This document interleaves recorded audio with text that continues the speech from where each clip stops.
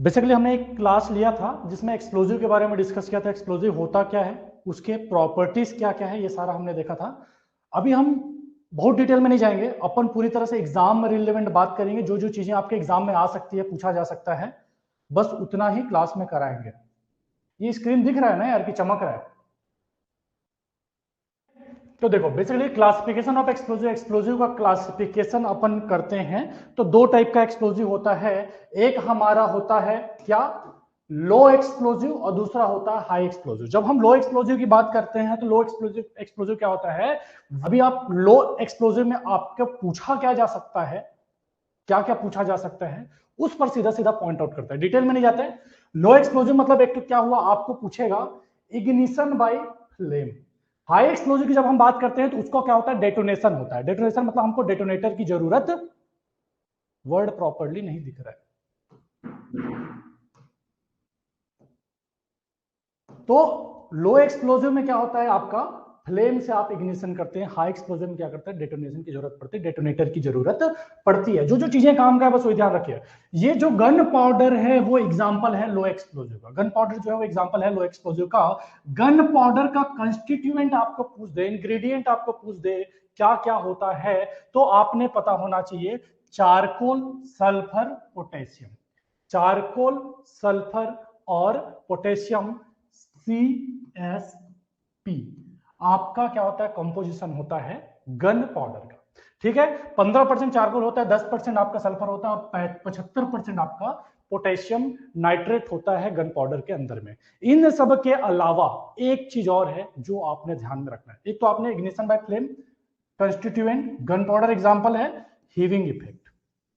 Heaving effect क्या होता है, लो एक्सप्लोजिव उसमें हीविंग इफेक्ट होता है, हाई एक्सप्लोजिव में सैटरिंग इफेक्ट होता है। सैटरिंग इफेक्ट होता है। ये छोटी छोटी बातें हैं जो आपने ध्यान में रखने की जरूरत है। हाई एक्सप्लोजिव, हाई एक्सप्लोजिव क्या होता है, हाई एक्सप्लोजिव उसका जो इंग्रेडिएंट होता है, जैसे मैंने आपको क्या बताया, गन पाउडर में क्या बताया, चारकोल बताया, सल्फर बताया, पोटेशियम नाइट्रेट बताया। ये जो इंग्रेडिएंट है वो क्या है, आपका एक्सप्लोजिव इन नेचर नहीं होता, लेकिन तीनों के मिलाने से जो बनता है प्रोडक्ट वो एक्सप्लोजिव होता है। समझ रहे हो, ये जो इंग्रेडिएंट है वो तो एक्सप्लोजिव नहीं है, ये क्या विस्फोटक नहीं है, इसको आप ले जा सकते कहीं भी, ये विस्फोट नहीं करेगा, लेकिन इनको तीनों के मिलाने से जो प्रोडक्ट बना ना वो एक्सप्लोजिव है, वो एक्सप्लोजिव। समझ रहे हो, इंग्रेडिएंट एक्सप्लोजिव नहीं है। लेकिन हाई एक्सप्लोजिव के केस में उसका जो इंग्रेडिएंट है वो खुद भी क्या होता है, एक्सप्लोजिव होता है। वो खुद भी क्या होता है, एक्सप्लोजिव होता है। ये बात ध्यान में रखिएगा, ठीक है। इसको इनिशिएट करने के लिए हमको क्या करने की जरूरत है, वॉयलेंट शॉक की जरूरत पड़ती है। किसकी जरूरत पड़ती है, शॉक देने की जरूरत पड़ती है। ठीक है जी, बात अभी आगे देखेंगे क्या क्या है, कैसे कैसे है, कैसे हम शॉक देते हैं, इलेक्ट्रिक डेटोनेटर के थ्रू हम शॉक देते हैं, वो शॉक जो है आपके एक्सप्लोजिव को इनिशिएट करते हैं। अभी एक्सेस सीरीज देखेंगे तब डिटेल में आएगा। अभी के लिए बस इतना जानिए कि जो हाई एक्सप्लोजिव है उसके इंग्रेडिएंट जो है खुद में देम से जो है क्या होता है, एक्सप्लोजिव होता है। इसको इनिशिएट करने के लिए वॉयलेंट शॉक की जरूरत पड़ती है। उसमें क्या की जरूरत पड़ रहा था, फ्लेम की जरूरत पड़ रहा था। हमारा लो एक्सप्लोजिव किससे इनिशिएट हो रहा था, फ्लेम से इनिशिएट हो रहा था। इसको इनिशिएट करने के हमको क्या की जरूरत पड़ रही है, वॉयलेंट शॉक की जरूरत पड़ रही है। ठीक, यहां पर ध्यान में रखने लायक बात जो है वो सेटरिंग इफेक्ट, जो आपको मैंने बताया। एग्जांपल सब ध्यान में रखिए, ammonium nitrate, nitroglycerine, TNT, special gelatine, slurry explosive, ये सारे आपके हाई एक्सप्लोजिव के एग्जांपल है। इस पूरे स्लाइड में ध्यान में रखने लायक बात क्या है, इसके जो इंग्रेडिएंट है वो देम सेल्फ एक्सप्लोजिव होता है, खुद में एक्सप्लोजिव होता है। ठीक है, वॉयलेंट शॉक की जरूरत पड़ती है इनिशिएशन के लिए। चार ऑप्शन अगर आपको दे दे, मैच बॉक्स से इनिशिएट हो जाता है, फ्लेम से इनिशिएट हो जाता है, वॉयलेंट शॉक से इनिशिएट होता है, ऐसा करके अगर आपको दे तो ये आपने पता होना चाहिए। ठीक है, ये वॉयलेंट शॉक किसकी मदद से देते हैं, डेटोनेटर की मदद से देते हैं। किसकी मदद से देते हैं, डेटोनेटर की मदद से देते हैं। ठीक है, सैटरिंग इफेक्ट होता है, बस इतना चीज ध्यान में रखिए। इसके एग्जांपल ध्यान में रखिए, एग्जांपल तो रटा जाएगा, अभी सारे को देखेंगे अच्छे से। ठीक है, चलो अगला देखते हैं, कैप सेंसिटिव और non cap sensitive. Cap sensitive explosive क्या है और नॉन कैप सेंसिटिव एक्सप्लोजिव क्या है। जो आपका हाई एक्सप्लोजिव होता है, जो आपका हाई एक्सप्लोजिव होता है उसको हम क्या करते हैं, डेटोनेटर की मदद से ब्लास्ट करते हैं। हाई एक्सप्लोजिव को किसकी मदद से ब्लास्ट करते हैं, डेटोनेटर की मदद से ब्लास्ट करते हैं। ठीक है, ध्यान दीजिए, मतलब कैप सेंसिटिव क्या बोल रहा है, बेसिकली आपको एक्सप्लोजिव जिसको डेटोनेट करने के लिए डेटोनेटर की जरूरत पड़ रही है उसको हम क्या बोल रहे हैं, कैप सेंसिटिव बोल रहे हैं। ठीक है, पहली बात। दूसरी बात आपने ध्यान में रखने की जरूरत है, एक बार देख लेते हैं। लेट सपोज ये आपका एक्सप्लोजिव है, ये आपका एक्सप्लोजिव। कॉर्डेटेक्स क्या है उसको मैं अभी और बताऊंगा डिटेल में, अभी के लिए बस जान के रखिए कि डोरी टाइप का रहता है, डोरी टाइप का रहता है, उसके अंदर में क्या रहता है, पीईटीएन, पीईटीएन पेंटा एथ्रिटॉल टेट्रा नाइट्रेट, वो क्या होता है, एक्सप्लोजिव होता है अपने आप में, ठीक है। तो ये जो डोरी टाइप का जो भी है आपका कॉर्डेटेक्स, उसी को अपन क्या बोल रहे हैं, डेटोनेटिंग फ्यूज बोल रहे हैं। वो क्या करता है, ये जो रहता है आपका, ये होता है शॉक सेंसिटिव होता है। शॉक मतलब शॉक से नीचे होता है, शब्दों को ध्यान दीजिएगा ना, बहुत डिटेल में नहीं जा सकते, जो बोल रहा हूं उसको ध्यान दीजिएगा, कहीं कंफ्यूजन है पूछ लीजिएगा। ये जो हम बोले कॉर्डेटेक्स या डेटोनेटिंग फ्यूज, ये क्या होता है, शॉक सेंसिटिव होता है, मतलब उसको शॉक देने की जरूरत पड़ती है। तो हमने क्या करा, ये जो हमारा एक्सप्लोजिव था, इसको हम या तो डायरेक्ट बांध देंगे, इससे कॉर्डेटेक्स से बांध देंगे, काम चल जाएगा। जैसे हम प्राइमरी कार्टिज है उसको हमने क्या करा, डेटोनेटिंग फ्यूज से बांध दिया, कॉर्टेक्स से बांध दिया, तो ये क्या हो गया, शॉक इसको मिल जाएगा, जो भी रिक्वायर्ड शॉक है मिल जाएगा एक तो। और ये जो शॉक सेंसिटिव है, इसको शॉक देने के लिए हमको एक कम से कम डेटोनेटर की जरूरत पड़ेगी, एक इलेक्ट्रिक डेटोनेटर की जरूरत पड़ी। तो हमने क्या करा, इसमें एक इलेक्ट्रिक डेटोनेटर लगा दिया, जिस पर हमने क्या करा, इलेक्ट्रिसिटी जो भी है, हमने क्या करा, एक्सप्लोडर से हमने इलेक्ट्रिसिटी दिया, समझ रहे हो, मतलब हमने क्या करा, इलेक्ट्रिक करंट दिया, जिससे हमारा इलेक्ट्रिक डेटोनेटर ईडी जो है वो हमारा फूटा, इलेक्ट्रिक डेटोनेटर फूटा, उस ईडी से हमारा डेटोनेटिंग फ्यूज फूटा, ये डेटोनेटिंग फ्यूज कनेक्टेड है हमारे एक्सप्लोजिव से, फाइनली हमारा एक्सप्लोजिव फूटा। एक तो ये प्रोसेस हो सकता है कि हमारा इलेक्ट्रिक डेटोनेटर से डेटोनेटिंग फ्यूज से हमारा एक्सप्लोजिव। दूसरा तरीका क्या हो सकता है, नोनेल, अभी देखो हर एक चीज को मैं बताऊंगा, अभी के लिए बेस तैयार कर रहे हैं। नोनेल, नोनेल क्या होता है, नॉन इलेक्ट्रिक डेटोनेटर। नोनेल क्या है, नॉन इलेक्ट्रिक डेटोनेटर है। तो नोनेल में भी क्या होता है, ट्विन डेटोनेटर होता है। ट्विन डेटोनेटर मतलब इसके कैप में एक तो आपका डिले डेटोनेटर रहेगा, और एक आपके उसके बॉटम में भी रहेगा। तो बॉटम में जो डेटोनेटर उसको इसमें इंसर्ट कर देते हैं, नोनेल का जो जे कैप है उसको हम आपस में कनेक्ट कर देते हैं। समझ रहे क्या बोलूं, चलो आगे देखेंगे, आपको मैं डायग्राम से दिखाऊंगा, ज्यादा अच्छा समझ में आएगा। अभी के लिए ज्यादा कुछ करना, अभी के लिए बस इतना जान के रखिए। दूसरा एक क्या हो सकता है, ये हमारा एक्सप्लोजिव, इसको हमने कनेक्ट किया नोनेल से, नोनेल मतलब हमारा नॉन इलेक्ट्रिक डेटोनेटर, इस नोनेल को हमने जोड़ दिया किससे, कॉर्डेटेक्स से, कॉर्डेटेक्स से, कॉर्डेटेक्स मतलब डेटोनेटिंग फ्यूज से। और इस डेटोनेटिंग फ्यूज के लिए एक इलेक्ट्रिक डेटोनेटर चाहिए। कुछ भी एक्सप्लोजिव रहे, जो कुछ भी रहे, नोनेल रहे, कॉर्डेटेक्स रहे, एक तो ईडी की जरूरत पड़ेगी। ईडी की जरूरत क्यों पड़ रही है, अरे सर इलेक्ट्रिसिटी से ही ना फोड़ेंगे, या तो आग से जलाएंगे या तो इलेक्ट्रिसिटी देंगे, तो एक इलेक्ट्रिक डेटोनेटर की तो जरूरत पड़बे करेगी। अगर कोई सीक्वेंस दे दे आपके एग्जाम में, गेट में दिया हुआ है, आपके में दे ना दे, शायद ना दे, इस लेवल का तो आपका पेपर है नहीं, अगर सीक्वेंस पूछ दे कैसे आप एक्सप्लोजिव को ब्लास्ट करेंगे, तो सीक्वेंस कैसा होगा, एक ईडी से हम करंट दे रहे हैं, करंट से हमारा कॉर्डेटेक्स फट रहा है, कॉर्डेटेक्स से हमारा नोनेल नॉन इलेक्ट्रिक डेटोनेटर फटेगा, उसके बाद में हमारा एक्सप्लोजिव चार्ज फटेगा, जो भी हमारा एक्सप्लोजिव है वो फटेगा। अभी देखो सीक्वेंस को तोड़ भी सकते हैं, इसको हटा दे, डायरेक्ट एक्सप्लोजिव कॉर्टेक्स से बांध दे तब भी फटेगा। बस होगा क्या, ये नोनेल जो होता है ना, हमको डिले प्रोवाइड करता है। कॉर्डेटेक्स में सिंपल पीईटीएन, इसमें कोई डिले नहीं मिलता, डिले नहीं मिलता, ठीक है। इस नोनेल को हम देखो, हर एक चीज जो भी टर्म्स ब्लास्टिंग में यूज होता है उसका सबको मैं फटाफट से बता दे रहा हूं। एक होता है कॉर्ड रिले या डेटोनेटिंग रिले। डेटोनेटिंग रिले होता है, अगर आपने बचपन में कभी सुना होगा, तो डेटोनेटिंग रिले क्या करता है, अगर लेट सपोज आपके पास नोनेल नहीं है, नोनेल नहीं है और आपको डिले प्रोवाइड करना है, तो हम क्या करते हैं, ये डेटोनेटिंग रिले को बीच में दे देते हैं, बीच में दे देते हैं, ठीक है। तो ये बीच में दे देते हैं, ये आपका डिले प्रोवाइड करता है, फिर वापस से आपका कॉर्टेक्स से ये जुड़ गया, इधर कॉर्टेक्स से जुड़ गया, ये बीच में डेटोनेटिंग रिले हमारा क्या करा, डिले प्रोवाइड करने का काम किया। तीसरा तरीका क्या हो गया आपका, आपने क्या करा, कॉर्डेटेक्स को बीच से हटा दो, कॉर्टेक्स को बीच से हटा दो, ये हमारा एक्सप्लोजिव रहा, ये हमारा नोनेल रहा, नोनेल मतलब नॉन इलेक्ट्रिक डेटोनेटर, नॉन, ये ध्यान में रखिएगा, पूछता है, बाकी मैं वापस इस नोनेल के बारे में बताऊंगा, आपके एग्जाम में किस तरह क्वेश्चन बनते हैं वो भी बताऊंगा। अभी के लिए जस्ट आपको हर एक से पहचान करवाया जा रहा है क्या क्या आगे आने वाला है। एक्सप्लोजिव हुआ, नोनेल हुआ, और डायरेक्ट हम इसको ईडी से कनेक्ट कर दिए, ईडी से कनेक्ट कर दिए, तो ये भी हमारा प्रोसेस हो सकता है। जो भी प्रोसेस हो आपका ब्लास्टिंग होगा, हर एक जो मैंने बताया अलग अलग तरीका, अलग अलग कंडीशंस में यूज करते हैं, जैसा आपका रिक्वायरमेंट है, जैसा आपका फील्ड है, उस हिसाब से हम यूज करते हैं, ठीक है जी। बात नॉन कैप सेंसिटिव का मतलब समझे, हमने क्या कर रहे हैं, जो हाई एक्सप्लोजिव है उसको डेटोनेटर की मदद से ब्लास्ट करते हैं कैप सेंसिटिव में, ठीक है। और वो जो डेटोनेटर है, एक्सप्लोजिव जो है, उसको हम किसकी मदद से ब्लास्ट करते हैं, डेटोनेटिंग फ्यूज की मदद से ब्लास्ट करते हैं। सिर्फ डेटोनेट, ये लाइन पूरा सफिशिएंट नहीं है वैसे, और भी कई सारी चीजें जिससे हम ब्लास्ट करते हैं। ठीक है जी बात। अभी देखो बूस्टर सेंसिटिव, बूस्टर सेंसिटिव बोलो चाहे नॉन कैप सेंसिटिव बोलो, बूस्टर सेंसिटिव बोलो चाहे नॉन कैप सेंसिटिव बोलो, तो ये क्या होता है, blasted by keeping in contact with booster.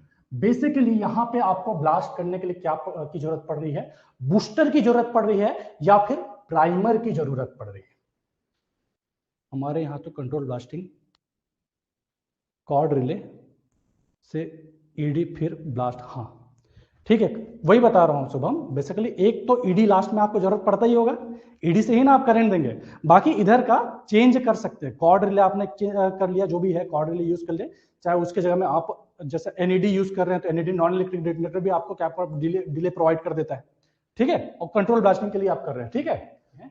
तो देखो एक तो आप क्या बोलेंगे, नॉन कैप सेंसिटिव बोलेंगे, या इसी को आप क्या बोलते हैं, बूस्टर सेंसिटिव, बूस्टर सेंसिटिव बोलेंगे। तो बेसिकली किस ब्लास्टिंग जो होगा आपका किसके कॉन्टेक्ट से होगा, बूस्टर के कॉन्टेक्ट से होगा, ठीक है। एक्सप्लोजिव यूज्ड इन क्वारीज में भी कैप सेंसिटिव और बूस्टर, जो भी आप क्वारी में एक्सप्लोजिव यूज करेंगे, छोटे खदान में जैसे एक्सप्लोजिव यूज करेंगे, वो कैप सेंसिटिव भी हो सकता है, बूस्टर सेंसिटिव, दोनों में से कोई भी आप यूज कर सकते हैं। जो हमारा एएनएफओ है, एएनएफओ है वो क्या होता है आपका, कैप सेंसिटिव नहीं होता है, मतलब बूस्टर की जरूरत पड़ती है। अमोनियम नाइट्रेट फ्यूल ऑयल को क्या करने के लिए, ब्लास्ट के लिए आपको बूस्टर की जरूरत पड़ती ही है आपको, ठीक है। और फिर हमारा जो स्लरी एक्सप्लोजिव है, स्लरी एक्सप्लोजिव है, उसमें भी एग्जांपल बता दिया है, ये एग्जांपल आपके काम का नहीं है, लेकिन ये जो स्लरी एक्सप्लोजिव है वो आपका क्या होता है, ये भी नॉट कैप सेंसिटिव, ठीक है। Some of the slurry explosive are not cap sensitive, जैसे एनर्जी जेल, सुपर जेल और power flow 1 to 3 are not cap sensitive while. इसके अलावा बाकी मतलब बेसिकली आपका स्लरी एक्सप्लोजिव आपका क्या है,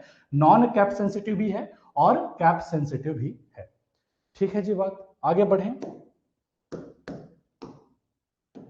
अगला देखते हैं। अगला क्या बोल रहा है, बूस्टर। जैसा कि मैंने बताया कि कुछ जो एक्सप्लोजिव है उसको ब्लास्ट करने के लिए हमको बूस्टर की जरूरत पड़ती ही है। Booster nothing but primary cartridge है, मान के चलो प्राइमर कार्टिज, प्राइमर कार्टिज ये हाई एक्सप्लोजिव, जो हम नॉर्मल एक्सप्लोजिव यूज कर रहे हैं ना उससे भी ज्यादा इसका जो वेलोसिटी ऑफ वीओडी जो है वो ज्यादा रहता है। बहुत सारे को इनिशिएट करने के लिए फिर वही काम है, या तो आप नोनेल से कर लीजिए या ईडी से कर लीजिए, ईडी सस्ता होता है, नोनेल थोड़ा महंगा होता है, ठीक है।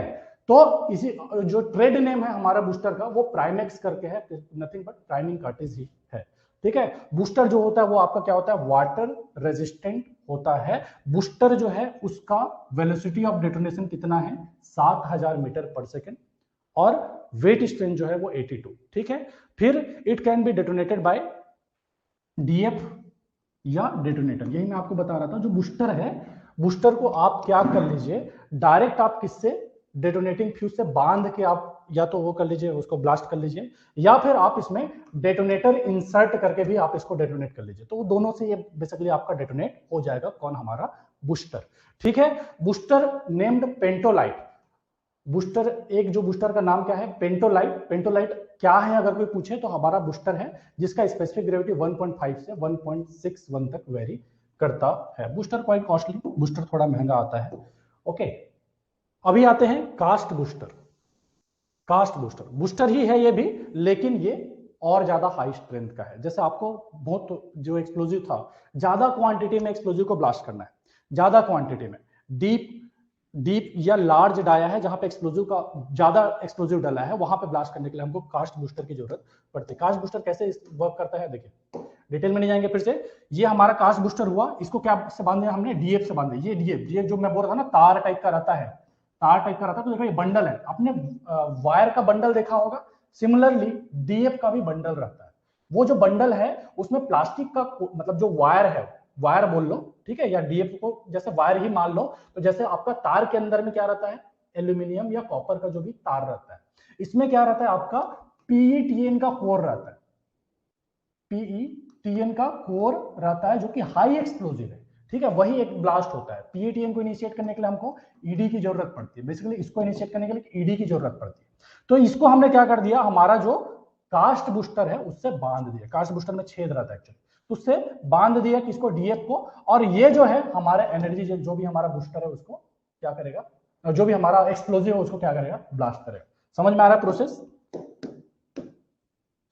वही जो चीज मैंने बताया वो इस स्लाइड में पूरा लिखा हुआ है। क्या कर, तो क्या है कास्ट बूस्टर? क्या है? Very powerful detonator of large size. Cast booster क्या हो गया? देखो पुराना वाला जो था हमारा वो भी डेटोनेटर ही था, ठीक है, बूस्टर जो था वो भी डेटोनेटर ही था, डेटोनेट करने का काम कर रहा था, लेकिन कास्ट बूस्टर जो है ज्यादा पावरफुल है। किसके लिए जरूरत पड़ेगा? जब हमारा लार्ज डाया ब्लास्ट होल है, ओपन कास्ट में जैसे कि रहता है लार्ज डाया ब्लास्ट होल है, वहां पे हमको कास्ट बूस्टर की जरूरत पड़ती है, ठीक है। Knotted to detonating fuse. क्या होता है कि डेटोनेटिंग फ्यूज हम उसको क्या कर देते हैं, गांठ बांध देते हैं और बॉटम में प्लेस कर देते हैं, बॉटम में प्लेस कर देते हैं। ये जो कास्ट बूस्टर है आपका ammonium nitrate based site mix और plant mix slurry spored and pumped in the hole. पहले तो हमने क्या करा, बॉटम में हमने इसको प्लेस कर दिया कास्ट बूस्टर को। अब उस होल के अंदर में क्या क्या करेंगे हम, अमोनियम नाइट्रेट बेस्ड मिक्सचर, ठीक है, या फिर स्लरी को हम क्या कर देंगे, डाल देंगे। ठीक है जी, बात यही बात है, और कुछ है? आगे बढ़ते हैं, ठीक है। तो चलिए क्लासिफिकेशन ऑफ एक्सप्लोजिव, इसमें जस्ट इसको रटने का है, ध्यान रखने का है, जैसे भी करके इसको ध्यान में रखिए कि अगर आपको कल को कोई लिख दे कि क्लोरेट मिक्सचर जो होता है, क्लोरेट मिक्सचर जो होता है वो कौन से क्लास का एक्सप्लोजिव है, तो आपने पता होना चाहिए क्लास 4 है। फ्लूमिनेट करके लिख के दे दिया तो आपको पता होना चाहिए क्लास 5 है। अभी तक दिया नहीं है लेकिन दिया जा सकता है, दिया जा सकता है। तो जस्ट ये क्लासिफिकेशन है, class 1, class 2, class 3, class 4, class 5, class 6, total 8 class है, ठीक है। तो इसमें क्या हो गया आपका, क्लास 1 में जो गन पाउडर है वो क्लास 1 का एक्सप्लोजिव है। क्लास 2 जो भी नाइट्रेट मिक्सचर है, नाइट्रेट वाला जो भी एक्सप्लोजिव है वो सारा आपका किसके अंतर्गत में आ गया, क्लास 2 के अंतर्गत में आ गया, ठीक है। जो पावर फ्लो है, गोडाइन है, पेंटाडाइन है, जो अंडरग्राउंड कोल माइन में यूज करते हैं, वो सारा क्लास 2 एक्सप्लोजिव के अंतर्गत में आता है। फिर क्लास 3 में क्या हो गया, नाइट्रो कंपाउंड। ये नाइट्रेट था, ये नाइट्रो कंपाउंड जो भी होगा वो आपके किसके अंतर्गत में आएगा, क्लास 3 के अंदर। इसका एग्जांपल क्या हो गया, ब्लास्टिंग जेलेटिन, जो कि अभी यूज नहीं करते हैं, जो कि अभी यूज, पहले जेलेटिन यूज करते थे, अभी जेलेटिन यूज नहीं करते हैं। तो ब्लास्टिंग जेलेटिन हो गया, स्पेशल जेलेटिन हो गया, परमेक्स, फिर क्या गेलोनाइट, पॉरेक्स, टीएनटी, ट्राई नाइट्रोटोलुइन, ये भी आपके किसका, क्लास 3 के अंतर्गत है। गन कॉटन, पीएटीएम, ये सारे क्लास 3 एक्सप्लोजिव के अंतर्गत में आएंगे। ओके, क्लास 5 में, क्लास 4 में तो आपको बता दिया क्लोरेट मिक्सचर, क्लास 5 में फ्लूमिनेट, क्लास 6 में एमिनेशन, सेफ्टी फ्यूज, डेटोनेटिंग फ्यूज, फिर डेटोनेटर्स, डिले डेटोनेटर्स, रिले, जो आपका डेटोनेशन का काम कर रहे हैं, इनिशिएशन का काम कर रहे हैं, जो कुछ भी, वो सारा आपके क्लास 6 के अंतर्गत में है, ठीक है। 7 में जो फायर वर्क करेंगे वो, और लिक्विड ऑक्सीजन एक्सप्लोजिव, LOE, ये आपके क्लास 8 एक्सप्लोजिव के अंतर्गत में आते हैं। Ammonium nitrate fuel oil, ammonium nitrate fuel oil, तो ये क्या हो गया आपका, अमोनियम नाइट्रेट, अमोनियम नाइट्रेट और डीजल ऑयल दोनों का मिक्सचर है। नाम से समझ में आ रहा है, ANFO, ammonium nitrate mixed with diesel oil, ये आपका क्या होता है, ANFO होता है। कहां पे यूज होता है, used in large scale for blasting in the quarry of coal and metal mines, जो मेटल माइंस है और कोल है उसके क्वारी के लिए यूज होता है। ये जो अमोनियम नाइट्रेट फ्यूल ऑयल है उसमें 5 से 6% डीजल ऑयल रहता है। आपको पूछता है ANFO और फ्यूल ऑयल का, ये पूछा गया, कई बार पूछा गया, दोनों का क्या कंटेंट रेशियो कितना होता है, तो 95/5, ये आपको ऑप्शन में देखने मिल सकता है, या 94/6 भी देखने मिल सकता है। वही बोला है, 5 से 6% होता है, 5 मान लो तो ये हो गया, ठीक है। राजा एक एक करके अपलोड हो रहा है भाई, एक्चुअली जितने लोग हैं सब इसी काम में लगे हैं, आपका PDF बनाने में, ठीक है। तो लगे हैं यार, धीरे धीरे करके अपलोड कर रहे हैं, जो जो अपलोड होते रहा है उसको पढ़ते चले जाइए, ठीक है। एक साथ सारा तो नहीं हो पाएगा ना, चमत्कार ऐसा होता नहीं है, 4-4, 5-5 लोग इसी काम में लगे, ठीक है। तो 94.6 ही ज्यादातर देखने मिलेगा सूरज, ठीक है। तो 5 से 6% जो होता है हमारा क्या होता है, डीजल ऑयल होता है। आगे बढ़े, ओके, बाकी सारा बात करते रहेंगे, मैं बीच में अलग से टाइम निकालूंगा, क्लास के बीच में इंटरप्शन, एक्चुअली देखो आप लोग का भी ध्यान कर क्लास में नहीं है ऐसा मुझे लगता है, जब आप एक्स्ट्रा दूसरे जगह की बातें करते हैं। काफी सारे लोग जुड़े हैं, अच्छी बात है। ओके, तो देखो ANFO में क्या हमको समझ में आया, क्या जो पूछा जा सकता है, एक तो ये बहुत बार पूछा गया है, कहां पे यूज करते हैं, blasting in quarries of coal and metal mines, वहां पे यूज करते हैं, ठीक है। और इसका VOD ध्यान में रखिएगा, वेलोसिटी ऑफ डेटोनेशन जो होता है ANFO का, वो 3500 मीटर पर सेकंड होता है, 3500 मीटर पर सेकंड होता है। बाकी कोई सा भी चीज इसमें ध्यान में रखने लायक नहीं है, ठीक है। ध्यान में रखें तो ये बोल सकते हैं, डीजल ऑयल अगर मोर देन, नहीं पूछेगा वैसे आपके एग्जाम में, more than 8% in mixture it will lower the sensitivity of ANFO. अगर डीजल ऑयल आपका 8% से ज्यादा हो जाएगा तो उसके सेंसिटिविटी को घटा देता है। ठीक है, देखो ये आपका एएनएफओ है, ये आपका एएनएफओ डायग्राम में आप देख सकते हैं, फोटो में आप देख सकते हैं। ठीक है, क्या देख रहे हैं, ये देखो ये आपका क्या है, एएनएफओ नथिंग बट यूरिया है, देखेंगे उसको लगेगा यूरिया का ही दाना है। ठीक है, तो इसको क्या करा, इन्होंने एएनएफओ को भर दिया, किसमें, होल में भर दिया, और एक हमारा प्राइमर कार्टेज लिया। प्राइमर कार्टेज की जरूरत पड़ेगी, लिखा ही था पुराने में ना, बूस्टर की हमको जरूरत पड़ती है एएनएफओ के लिए। ब्लास्टिंग इन क्वारीज मतलब यार आपका बेसिकली छोटे खदान जो रहते हैं, छोटे छोटे, जैसे आपका मेटल का क्वारीज हो गया, गिट्टी विट्टी का खदान हो गया, उन सारे में आपका एएनएफओ यूज करना है। ठीक है, ओके। और जैसे कोल माइंस भी है, छोटा क्वारी है, छोटा माइंस है, तो वहां पे आप एएनएफओ यूज करेंगे। बड़ा खदान है, बड़े होल्स है, वहां पर फिर आप जो है स्लरी यूज करेंगे, वो भी साइट मिक्स स्लरी, और आपका एक क्या है आपका साइट मिक्स और प्लांट मिक्स स्लरी, उसके ऊपर आएंगे। अभी के लिए बस इतना ध्यान में रखिए, वर्ड को ध्यान रखिए बस। ठीक है, देखो क्या बोल रहा था मैं, ये आपका नथिंग बट यूरिया ही है, जिसको हमने क्या करा, होल के अंदर में पोर कर दिया। मतलब पहले तो हमने क्या करा, प्राइमरी कार्टेज जो हमारा प्राइमर है या बूस्टर है उसको डाला। ये जो बूस्टर है वो कनेक्टेड है किससे, डीएफ से। या तो आप बूस्टर को डायरेक्ट डीएफ से बांध दीजिए, अगर आपको कोई डिले विले नहीं चाहिए तो डायरेक्ट आप डीएफ से बांध दीजिए। डीएफ समझ गए, एक रस्सी जो आपको मैंने बताया, वायर जैसा जो भी रहता है, उससे हमने बांध दिया। अगर आपको डिले नहीं चाहिए डायरेक्ट बांध दीजिए, लेकिन वैसे हमको कंट्रोल ब्लास्टिंग में डिले की जरूरत पड़ती है। अगर आप डिले नहीं डालेंगे तो इतना तगड़ा ग्राउंड वाइब्रेशन आएगा कि दिक्कत में पड़ जाएंगे। तो डिले बेसिकली डालते हैं, तो हम क्या करें, एक तो डीएफ हुआ, उससे हम डायरेक्ट बांध करके कर दिए, और इसको हम एक ईडी दे दिए, इससे आपका काम हो जाएगा। समझ रहे हैं, इसमें डला हुआ है ये प्राइमरी कार्टेज कुछ डला होगा, और ऊपर से ये क्या है आपका डीएफ, जो आपको तार मैंने बताया जिसमें पीईटीएन का कोर होता है, ये इस तरह से है। बेसिकली ये आपका एएनएफओ होगा, ओरिका कंपनी का दिख रहा है फोटो में। ओके, और क्या है, it can be mechanically rodded in hole without formation of cartridge. बस बेसिकली ये जो है ना, इसको आप कार्टेज फॉर्म में भी डाल सकते हैं और विदाउट कार्टेज के भी आप डाल सकते हैं। मतलब डायरेक्ट आपने जो है ना, जो आपका एएनएफओ है उसको आप होल में पोर कर दिया। हाथ से भी कर सकते हैं, मैकेनिकली भी लोड कर सकते हैं, मैकेनिकली भी लोड कर सकते हैं। एक्चुअली ये बॉडी के लिए अच्छा नहीं होता है, तो आपको अगर यूज करना भी रहा तो ग्लव्स पहन के यूज करेंगे। ठीक है, चलो ओके, आगे बढ़ते हैं। Can't be use in normal way by detonator, मतलब इसको बेसिकली आप सिर्फ डेटोनेटर से यूज नहीं कर सकते, आपको इसको एक्सप्लोड करने के लिए बूस्टर की जरूरत पड़ेगी। यही मैं आपको बता रहा था कि अगर ये चाहिए तो आपको बूस्टर तो जरूरत पड़ेगा ही। डीएफ में सर 1 मीटर में 10 ग्राम एक्सप्लोजिव रहते हैं, नहीं देखो अब है आपका डीएफ जो आता है वो 8 ग्राम का भी आता है, 10 ग्राम का भी आता है, 12 ग्राम का भी आता है, और 20 ग्राम का भी आता है। 10 ग्राम एक्सप्लोजिव नहीं, उसको क्या बोलिए आप, पीईटीएन। पीईटीएन ये भी एक्सप्लोजिव ही है, लेकिन ये बोलना ज्यादा अच्छा लगता है ना जी, सिर्फ पीईटीएन ही यूज होता है तो एक्सप्लोजिव क्यों बोले, एक्सप्लोजिव में तो बहुत सारी चीज आ गए।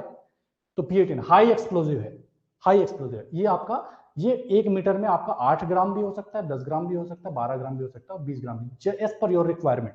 जैसा भी आपका रिक्वायरमेंट उस हिसाब से आप क्या करेंगे, इसको यूज करेंगे। चलो आगे देखते हैं। It is necessary to prime, यही मैं आपको बता रहा था कि आपको प्राइमर की जरूरत पड़ेगी ही। स्मॉल क्वांटिटी में ओपन कास्ट जेलेटिन या बूस्टर के द्वारा आप इसको क्या करेंगे, प्राइम करेंगे। ड्यू टू लो डेंसिटी, इसका डेंसिटी जो होता है ना अमोनियम नाइट्रेट का बहुत कम होता है, बहुत कम होता है। मतलब इसको अगर आप होल में डालेंगे, वाटरी होल है तो ऊपर आ जाएगा, तो वाटरी होल के लिए अच्छा नहीं है, वाटरी होल के लिए यूजफुल नहीं है। अगर आपको वाटरी होल में यूज भी करना है तो आपको इसको कार्टेज में भर करके डालना पड़ेगा, और कोई हैवी चीज से इसको ठेलना पड़ेगा। यूज कर सकते हैं बट कार्टेज में भर के डालना पड़ेगा। पीईटीएन का फुल फॉर्म होता है पेंटा एथ्रिटॉल टेट्रा नाइट्रेट। ठीक है, चलो आगे बढ़ते हैं, आगे देखते हैं। ये फुल फॉर्म वाला अलग से दे देंगे जी, TETN, TNT, PETN, ASA. TNT आपका हो गया ट्राई नाइट्रोटोलविन, एएसए हो गया lead azide lead styphnate aluminium powder, तो सारा अलग से दे देंगे, जो इंपॉर्टेंट है ये सारा अलग अलग देख लीजिए, अलग से देख लेंगे। स्लरी एक्सप्लोजिव, स्लरी एक्सप्लोजिव क्या हो गया, बेसिकली ये आपका जेली लाइक स्ट्रक्चर इसका होता है, जेल की तरह होता है। स्लरी एक्सप्लोजिव कैसा होता है, जेल की तरह होता है। 10% से ज्यादा डीजल ऑयल होने पर क्या होता है, 8% से ज्यादा डीजल ऑयल होने पर उसका सेंसिटिविटी कम हो जाता है, बताया था ना जिस टाइम मैं क्लास ले रहा था। ठीक है, सेंसिटिविटी कम हो जाता है आपका एएनएफओ का। सेंसिटिविटी मतलब संवेदनशीलता, जो बेसिकली इजीली वो ब्लास्ट नहीं होगा। लेस इफेक्टिव, हाँ बोल सकते हो, लेस इफेक्टिव हो जाता है। ओके, सेंसिटिविटी एक्चुअली अच्छा है कि वो इजीली फिर वो आपका डिटोनेट नहीं होगा, इजीली डिटोनेट नहीं होगा, सेंसिटिविटी कम हो जाएगा। हाँ देखो, स्लरी एक्सप्लोजन। अब फोकस करते हैं इधर, ठीक है। मैं आपका क्या ना फास्ट ट्रैक में क्लास चल रहा है, एक्चुअली आपका टाइम इंपॉर्टेंट है, दैट्स वाई मैं बहुत स्लो नहीं चलवाना चाह रहा। क्लास में आए हैं तो मैं चाह रहा हूं कि अगर जो 1.5-2 घंटा जो भी क्लास होगा, पूरी तरह से प्रोडक्टिव कंटेंट आपका यहां से मिले कि आपके एग्जाम के लिए जो पूरी तरह से रिलेवेंट हो, इसलिए इधर उधर डेविएट नहीं हो रहा। ये क्या होता है आपका, इसका जो कंसिस्टेंसी होता है वो जेली फॉर्म में होता है, जेली फॉर्म में होता है। अगर आपने देखा होगा खदान के अंदर में जो स्लरी एक्सप्लोजिव की बात होती है, जैसे अंडरग्राउंड की भी बात करें ना, कोल माइन में जो यूज होता है वो स्लरी ही है, तो जेली फॉर्म में रहेगा, ठीक है। फिर ये क्या हो गया, it is a mixture of oxidiser. ये किसका मिक्सचर है, जैसे उसको मैंने बताया अमोनियम नाइट्रेट और फ्यूल ऑयल का मिक्सचर था। ये क्या किसका मिक्सचर है, ऑक्सीडाइजर और फ्यूल सेंसिटाइजर मिक्सचर है, ऑक्सीडाइजर और फ्यूल सेंसिटाइजर का। उसको थिक किया जाता है किसकी मदद से, गम की मदद से, और उसको जेल्ड फॉर्म में बनाया जाता है किसकी मदद से, क्रॉस लिंकिंग एजेंट की मदद से, ठीक है। क्रॉस लिंकिंग आगे आएगा वैसे, ठीक है। एक coolant is added in case of permitted explosive. Basically आपका जो भी उसका केस है, जो भी पैकिंग होगा उसके अंदर में कूलेंट भी ऐड करते हैं, कोई आपके खास काम का है नहीं। स्पेसिफिक ग्रेविटी एक से ज्यादा होता है, एक से ज्यादा होता है मतलब इसको हम वाटरी होल में यूज कर सकते हैं, डायरेक्टली पोर कर सकते हैं वाटरी होल में, मतलब ये वाटर रेजिस्टेंट है, हाईली वाटर रेजिस्टेंट है, वाटरी होल में भी यूज कर सकते हैं। ये इंपॉर्टेंट है आपके एग्जाम के लिए। जो स्लरी है, परमिटेड स्लरी को हम अंडरग्राउंड माइंस के अंदर में भी यूज कर पाते हैं, और जब हम अंडरग्राउंड माइंस में यूज करेंगे तो ये क्या रहेगा, कैप सेंसिटिव ही होगा और approved by DGMS, DGMS approve करेगा तब जाके हम यूज करेंगे। तो बेसिकली अंडरग्राउंड माइंस के अंदर में भी हम स्लरी एक्सप्लोजिव को यूज कर रहे हैं। जो गौर गम बोल रहे हैं, गम जो बताया वो गौर गम ही है मेरे भाई, ठीक है। दोबारा रिपीट करना है, मत रिपीट करवाओ यार, बहुत मेहनत किया था। जो इंग्रेडिएंट की बात कर रहे थे आप कि कौन कौन से इंग्रेडिएंट होता है, ये इंग्रेडिएंट आपसे पूछा जाता है। आर द फॉलोइंग, बेसिकली आपका स्लरी एक्सप्लोजिव का इंग्रेडिएंट क्या हो गया, एक जो आपको मैंने बताया ऑक्सीडाइजर, ठीक है, और दूसरा फ्यूल सेंसिटाइजर। मेन कंपोनेंट तो ये हुआ। फिर ऑक्सीडाइजर में क्या क्या यूज करेंगे आप, अमोनियम, सोडियम और कैल्शियम नाइट्रेट, ये आपके क्या हो गया ऑक्सीडाइजर। ऑक्सीडाइजर होता क्या है कि जब आप होल में डालते हैं और किसी भी रिएक्शन के लिए ऑक्सीजन की जरूरत पड़ती है, ऑक्सीजन की जरूरत पड़ती है, तो ये ऑक्सीडाइजर क्या करता है, उसको सेल्फ सफिशिएंट बनाता है, रिएक्शन करके जो भी ऑक्सीजन का जो रिक्वायरमेंट है उसको ये देता है। तो अब क्या करेंगे, अमोनियम, सोडियम, कैल्शियम नाइट्रेट, ये आपका ऑक्सीडाइजर हो गया। Cross linking agent, cross linking agent की तरह आप किसको यूज करेंगे, पोटेशियम सोडियम डाइक्रोमेट, फिर एंटीमनी और बोरान कंपाउंड, ये क्या है आपका क्रॉस लिंकिंग एजेंट होता है। जेलिंग एजेंट क्या है, स्टार्च, जेलिंग एजेंट के लिए किसको यूज करते हैं, स्टार्च।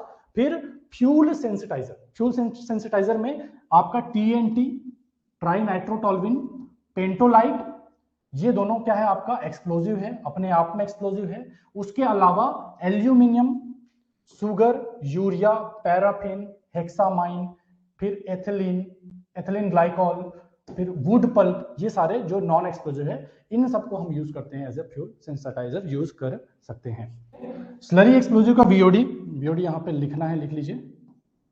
वीओडी जो होता है स्लरी एक्सप्लोजिव का कितना होता है, कोई एक बता रहा है, ये एक तो आपका एएनएफओ था, एएनएफओ सबसे कम वीओडी इसी का होता है। फिर स्लरी, फिर इमल्सन, इमल्सन इसका कितना है 3.2 किलोमीटर पर सेकेंड या 3200 मीटर पर सेकेंड बोलो, ठीक है। फिर ये क्या हो गया आपका 3.3 किलोमीटर पर सेकेंड, और यह है आपका 5 से 6 किलोमीटर पर सेकेंड, किसका, इमल्सन का। इसका लिख लीजिए वीओडी, वीओडी जब बताया जाएगा उसमें लिस्ट में दे दूंगा अलग से, डोंट वरी, ठीक है। ये तीनों का लेकिन मोटा माटी आपको ध्यान में रखना है, बाकी सबको कोई ध्यान रखने की जरूरत नहीं है। किसका, एनएफओ का, और आपका इमल्सन का, और एक स्लरी का। तो जो आप कंफ्यूज हो रहे हैं थोड़ा बहुत में, तो इतना 100-200 का डिफरेंस आपके ऑप्शन में देखने नहीं, आपको तो ऑप्शन चूज करना है ना, तो देखने नहीं मिलेगा, ठीक है। चलो आगे बढ़ते हैं। हाँ, हाईली वाटर रेजिस्टेंट जो आपको मैं बता रहा था कि हमारा जो स्लरी जो है वो हाईली वाटर रेजिस्टेंट है, और क्या है, quarry hole having diameter 62 and above are economical. Basically आप 62 mm या उससे ज्यादा का डायमीटर यूज करेंगे तब जाके इकोनॉमिकल होगा। For use of slurry just like ANFO it has to be poured into blast hole. Simple सी बात है, इसमें कोई ज्यादा जानने लायक बात नहीं है, ये चीज ध्यान में रखिएगा, ठीक है। और भी ध्यान में रख सकते हैं, वैसे पूछने के चांस कम ही है, लेकिन ध्यान में रख सकते हैं कि 62 mm से ज्यादा है तब जाके आपका स्लरी एक्सप्लोजिव जो है, अगर आपका diameter, hole diameter, blast hole diameter अगर आपका 62 mm से ज्यादा है तब जाके इकोनॉमिकल होगा। तो देखिए ये कार्टिज फॉर्म में भी होता है और बल्क फॉर्म में भी होता है, कार्टिज में भी रहेगा, बल्क में भी यूज कर सकते हैं। कैसे यूज कर रहे हैं, देखो ये हमारा क्या हो गया, स्लरी एक्सप्लोजिव। बेसिकली इसमें आप क्या करेंगे, डेटोनेटर को इंसर्ट कर देंगे। तो एक तो आप डेटोनेटर को इंसर्ट कर सकते हैं, दूसरा आप क्या कर सकते हैं, इसमें डायरेक्ट डीएफ को बांध सकते हैं। डीएफ को बांध दिए, डीएफ मतलब समझ गए तार नुमा कुछ भी रहेगा जिसके अंदर में पीईटीएन है, उसको बांध दिया, दोनों को करके होल के अंदर में डाल दिया, दोनों में से कोई भी एक करके आप होल में डाल दिए, दोनों से आपका काम हो जाए। ठीक है, ये टेस्ट का नाम याद में रखिएगा।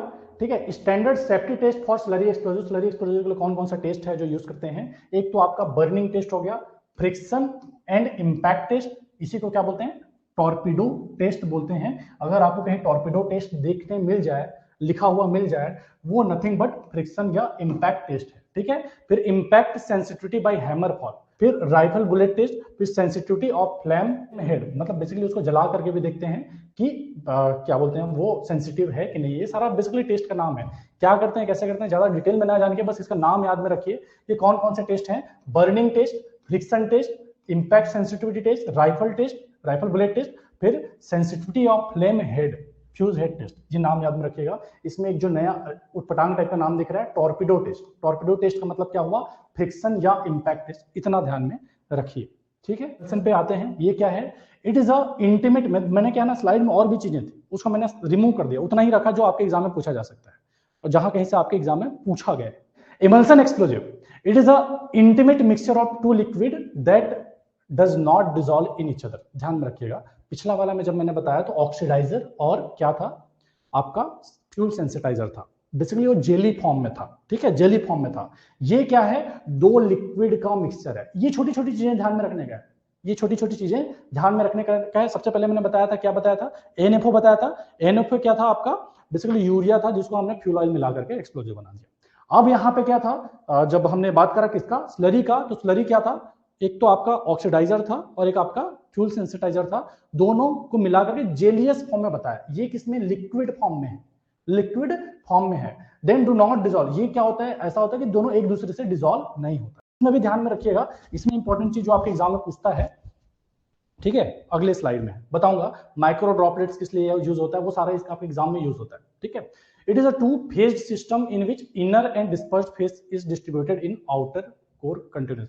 बेसिकली एक तो मैंने बताया कि दो लिक्विड यूज हो रहा है जो दोनों एक दूसरे में डिसॉल्व नहीं होता। इसमें क्या होता है कि इनर फेज के बाहरी सतह में क्या होता है कि दूसरा जो हमारा जो भी है कंटेंट है वो फैला रहता है। जो ऑक्सीडाइजर है और फ्यूल दोनों ही लिक्विड है, दोनों ही क्या है, लिक्विड फॉर्म में, कोई जेलियस फॉर्म में नहीं है। ये छूने से समझ में आ जाएगा, अगर वो जेली लगेगा मतलब वो आपका क्या है, छुएंगे तो जेली जेली टाइप का रहेगा, तो क्या है आपका स्लरी है। अगर लिक्विड फॉर्म में है तो आपको क्या है, इमल्सन है। क्या रहेगा, मिनट माइक्रो साइज क्या रहेगा, ड्रॉपलेट्स रहेगा, वो टाइटली कॉम्पैक्शन में रहेगा फ्यूल फेज के। ओके, चलो आगे बढ़ते हैं। इसमें से कोई ज्यादा चीज है नहीं, मिला दिया गया, सारा बताया है, काम की चीज में आता है।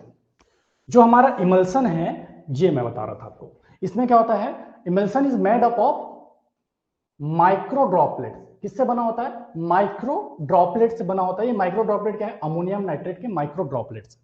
माइक्रो ड्रॉपलेट्स हैं किसके, अमोनियम नाइट्रेट के। इससे बेसिकली आपका इमल्सन एक्सप्लोजिव बना होता है। और ये क्या रहता है, सराउंडेड रहता है फ्यूल ऑयल के पतली परत से। किससे सराउंडेड रहता है, फ्यूल ऑयल के पतली परत से। ये क्या क्रिएट करता है, एयर बबल क्रिएट करता है। ये चीज इंपॉर्टेंट है, ध्यान में रखिएगा। Micro droplets of ammonium nitrate, micro droplets of ammonium nitrate किसमें होता है, इमल्सन एक्सप्लोजिव में होता है, जो कि सराउंडेड रहता है किससे, फ्यूल ऑयल के लेयर से। और ये जो है वो क्या करता है, आर्टिफिशियल एयर बबल्स क्रिएट करता है। इस एयर बबल्स को हम बोलते हैं माइक्रोस्फीयर। इस एयर बबल्स को हम क्या बोलते हैं, माइक्रोस्फीयर बोलते हैं। विच इमल्सन डेटोनेबल, विच मैक्स इमल्सन डेटोनेबल। यही क्या करता है, आपके इमल्सन को डेटोनेबल मतलब क्या बोलते हैं, फूटने लायक बनाता है बोल सकते हो। डेटोनेबल मतलब क्या समझ सकते हो, डेटोनेट होने लायक बनाता है। ओके, ठीक है जी। बात क्या क्या समझे हमने, एक तो इसमें माइक्रो ड्रॉपलेट्स होता है। माइक्रो ड्रॉपलेट्स क्या है, बेसिकली आपका अमोनियम नाइट्रेट के माइक्रोस्कोपिक ड्रॉपलेट्स है। वो घिरा रहता है किससे? फ्यूल ऑयल से, जो कि बनाता है आर्टिफिशियल एयर बबल। ठीक है, ये जो एयर बबल से उसको हम क्या बोल रहे हैं? माइक्रोस्फेयर बोल रहे हैं। और यही जो माइक्रोस्फेयर है वो उसको एक्सप्लोड होने लायक बनाता है, डेटोनेबल बनाता है हमारे इमल्सन एक्सप्लोजिव को। ठीक है, अभी देखो, sensitisation here in emulsion explosive is due to air bubble. जो हमारा सेंसिटाइजेशन है वो किसके कारण होता है? इसी एयर बबल्स के कारण होता है। डेटोनेबल इसको कौन बनाता है? एयर बबल्स बनाता है। उसका सेंसिटाइजेशन इसी एयर बबल्स के कारण है। ठीक है जी बात, बाकी सारा चीज छोड़ सकते हैं, कोई नया चीज इसमें है नहीं। ओके, समझ में आया? कोई दिक्कत किसी को? आगे बढ़े, क्या समझे इमल्सन से? इमल्सन में बेसिकली माइक्रो ड्रॉपलेट्स होता है, यही आपके एग्जाम में पूछता है। इमल्सन के बारे में अभी तक जो क्वेश्चन आया है वही माइक्रो ड्रॉपलेट से रिलेटेड ही क्वेश्चन आया है। वो बेसिकली वही है जो उसको क्या डेटोनेबल बनाता है, जो उसको सेंसिटाइज करता है। तो उसमें सेंसिटाइजर क्या है? अगर हाँ पूछता है कि सेंसिटाइजर क्या है उसमें इमल्सन में, तो माइक्रो ड्रॉपलेट्स है, या माइक्रो बलून्स करके दे देता है, या कहीं पे एयर बबल्स करके दे देता है। तो आपने ये सारा चीज टर्म्स से क्लियर होना चाहिए। जब एयर बबल्स की बात होगा, माइक्रो ड्रॉपलेट्स की बात होगा, तो ये कहाँ पे कहाँ की बात कर रही है? इमल्सन की बात कर रही है। ठीक है, हैवी एएनएफओ, जो एएनएफओ मैंने आपको क्या बताया था, ये वाटर रेजिस्टिव नहीं था, पानी में यूज करने लायक नहीं था। लेकिन हैवी एएनएफओ क्या होता है? आप इसको वाटर में यूज कर सकते हैं। क्या होता है ये? इमल्सिफाइड एएनएफओ होता है। बेसिकली इसमें आपने क्या किया? इमल्सन या फिर स्लरी जो है मिक्स कर दिया डिफरेंट प्रोपोर्शन में। ठीक है, इमल्सन या फिर स्लरी क्या कर दिया? मिक्स कर दिया डिफरेंट प्रोपोर्शन में। ये जो इमल्सन और एएनएफओ का जो रेशियो है, इमल्सन और एएनएफओ का जो रेशियो है वो वेरी करता है 20:30 या 50:50। जो भी जैसा भी आपका रिक्वायरमेंट है उस हिसाब से आप क्या कर सकते हैं? इसका रेशो जो है वो चेंज कर सकते हैं। ठीक है जी बात, depends on the severity of water condition. Basically मैंने आपको क्या बताया था, क्यों ऐसा कर रहे हैं? एनएफओ जो था वो सस्ता था, लेकिन वाटरी कंडीशन में हम यूज नहीं कर पाए। वाटरी कंडीशन में यूज करने के लिए, उसका डेंसिटी बढ़ाने के लिए बोल सकते हो, हम उसमें क्या मिला दे रहे हैं? इमल्सन मिला दे रहे हैं। जब हम उसको इमल्सन मिला देते हैं तो उसको हम क्या बोलते हैं? हैवी एएनएफओ बोलते हैं। हैवी एएनएफओ या एचएनएफओ बोलते हैं। किस रेशियो में मिलाते हैं? 20:80 या 50:50 के रेशियो में मिलाते हैं। ऐसा करने से क्या होता है, कब हम ऐसा करते हैं कि 20 कब चाहिए, 50 कब चाहिए, तो वो डिपेंड करता है कि किस कंडीशन में आप यूज कर रहे हैं और कितने एनर्जी का आपको ब्लास्ट एनर्जी चाहिए, मतलब ब्लास्ट एनर्जी कितना चाहिए, कितना स्ट्रॉन्ग ब्लास्ट एनर्जी चाहिए। तो इस पर बेस्ड हम उसका रेशियो जो है फिक्स करते हैं कि वाटरी कंडीशन कैसा है आपका, कितना वाटरी कंडीशन है, दूसरा कितना स्ट्रॉन्ग ब्लास्ट एनर्जी की आपको जरूरत है। ओके, ठीक है। जो बल्क डेंसिटी बनेगा, it has bulk density from 1.12, ये जरूरत नहीं है, कोई आपको ऐसे पूछने नहीं जाएगा कि किसका बल्क डेंसिटी कितना होता है। ओके, चलो अब आते हैं site mix slurry. Site mix slurry, एक और नहीं लिखा है, plant mix slurry. Site mix slurry या site mix emulsion, plant mix slurry या प्लांट मिक्स इमल्सन। स्लाइड वगैरह नहीं पढ़ते, अपन डायरेक्ट देखते हैं होता क्या है। जो हमारा एक्सप्लोजिव अब तक क्या हो रहा था, कार्टिज फॉर्म में हम दे रहे थे, कार्टिज फॉर्म में दे रहे थे, या डायरेक्ट एक्सप्लोजिव को हम पोर कर रहे थे होल के अंदर में। ये जो साइट मिक्स स्लरी या साइट मिक्स इमल्सन की जब हम बात करते हैं तो इसको हम किसमें लेके जाते हैं? Pump truck. ये जो पंप ट्रक में जो हमारा इंग्रेडिएंट है, जो सप्लायर माइन को सप्लाई करता है, उसमें जो इंग्रेडिएंट है वो एक्सप्लोजिव इन नेचर, वो एक्सप्लोजिव नहीं होता है। वो एक्सप्लोजिव तब बनता है जब हम उसको मिक्स करते हैं आपस में। समझ रहे हो? अलग अलग इंग्रेडिएंट को हमने क्या करा, अलग अलग कंपार्टमेंट में भर के खदान तक भेज दिया, सप्लायर ने क्या करा, माइंस तक भेज दिया। अब उस इंग्रेडिएंट को जब हम मिलाते हैं तब जाके वो एक्सप्लोजिव बनता है। जब हम उसको मिलाते हैं तब जाके वो क्या बनता है? एक्सप्लोजिव बनता है। वो जो मिलाने का काम है वो दो जगह हो सकता है, या तो आप प्लांट में मिक्स करके खदान तक ले जाइए, सप्लायर ने एक तो अपना कहा फैक्ट्री से कहां तक भेजा, प्लांट वो माइंस तक भेजा। अब माइंस के अंदर में भी जो एक्सप्लोजिव कंपनी उसका प्लांट होता है, तो एक तो आप क्या करें, प्लांट में मिक्स कर लीजिए, उसके बाद में साइट तक ले जाइए। दूसरा, साइट में आप मिक्स कर लीजिए और साइट में मिक्स करके आप होल के अंदर में डाल दीजिए। ये जाएगा बल्क के फॉर्म में। बल्क मतलब समझ रहे हैं, कोई कार्टिज फॉर्म में नहीं है। कार्टिज मतलब समझ गए कि जिसके अंदर में एक पैकेज है जिसके अंदर में एक्सप्लोजिव है। बल्क मतलब हम डायरेक्ट एक्सप्लोजिव के होल के अंदर में इंसर्ट कर रहे हैं। ठीक है, तो ये जो है क्या होगा कि पंप ट्रक में जहां पे जो अलग अलग इंग्रेडिएंट है एक्सप्लोजिव का, उसको हम कहां तक ले गए, माइंस तक ले गए।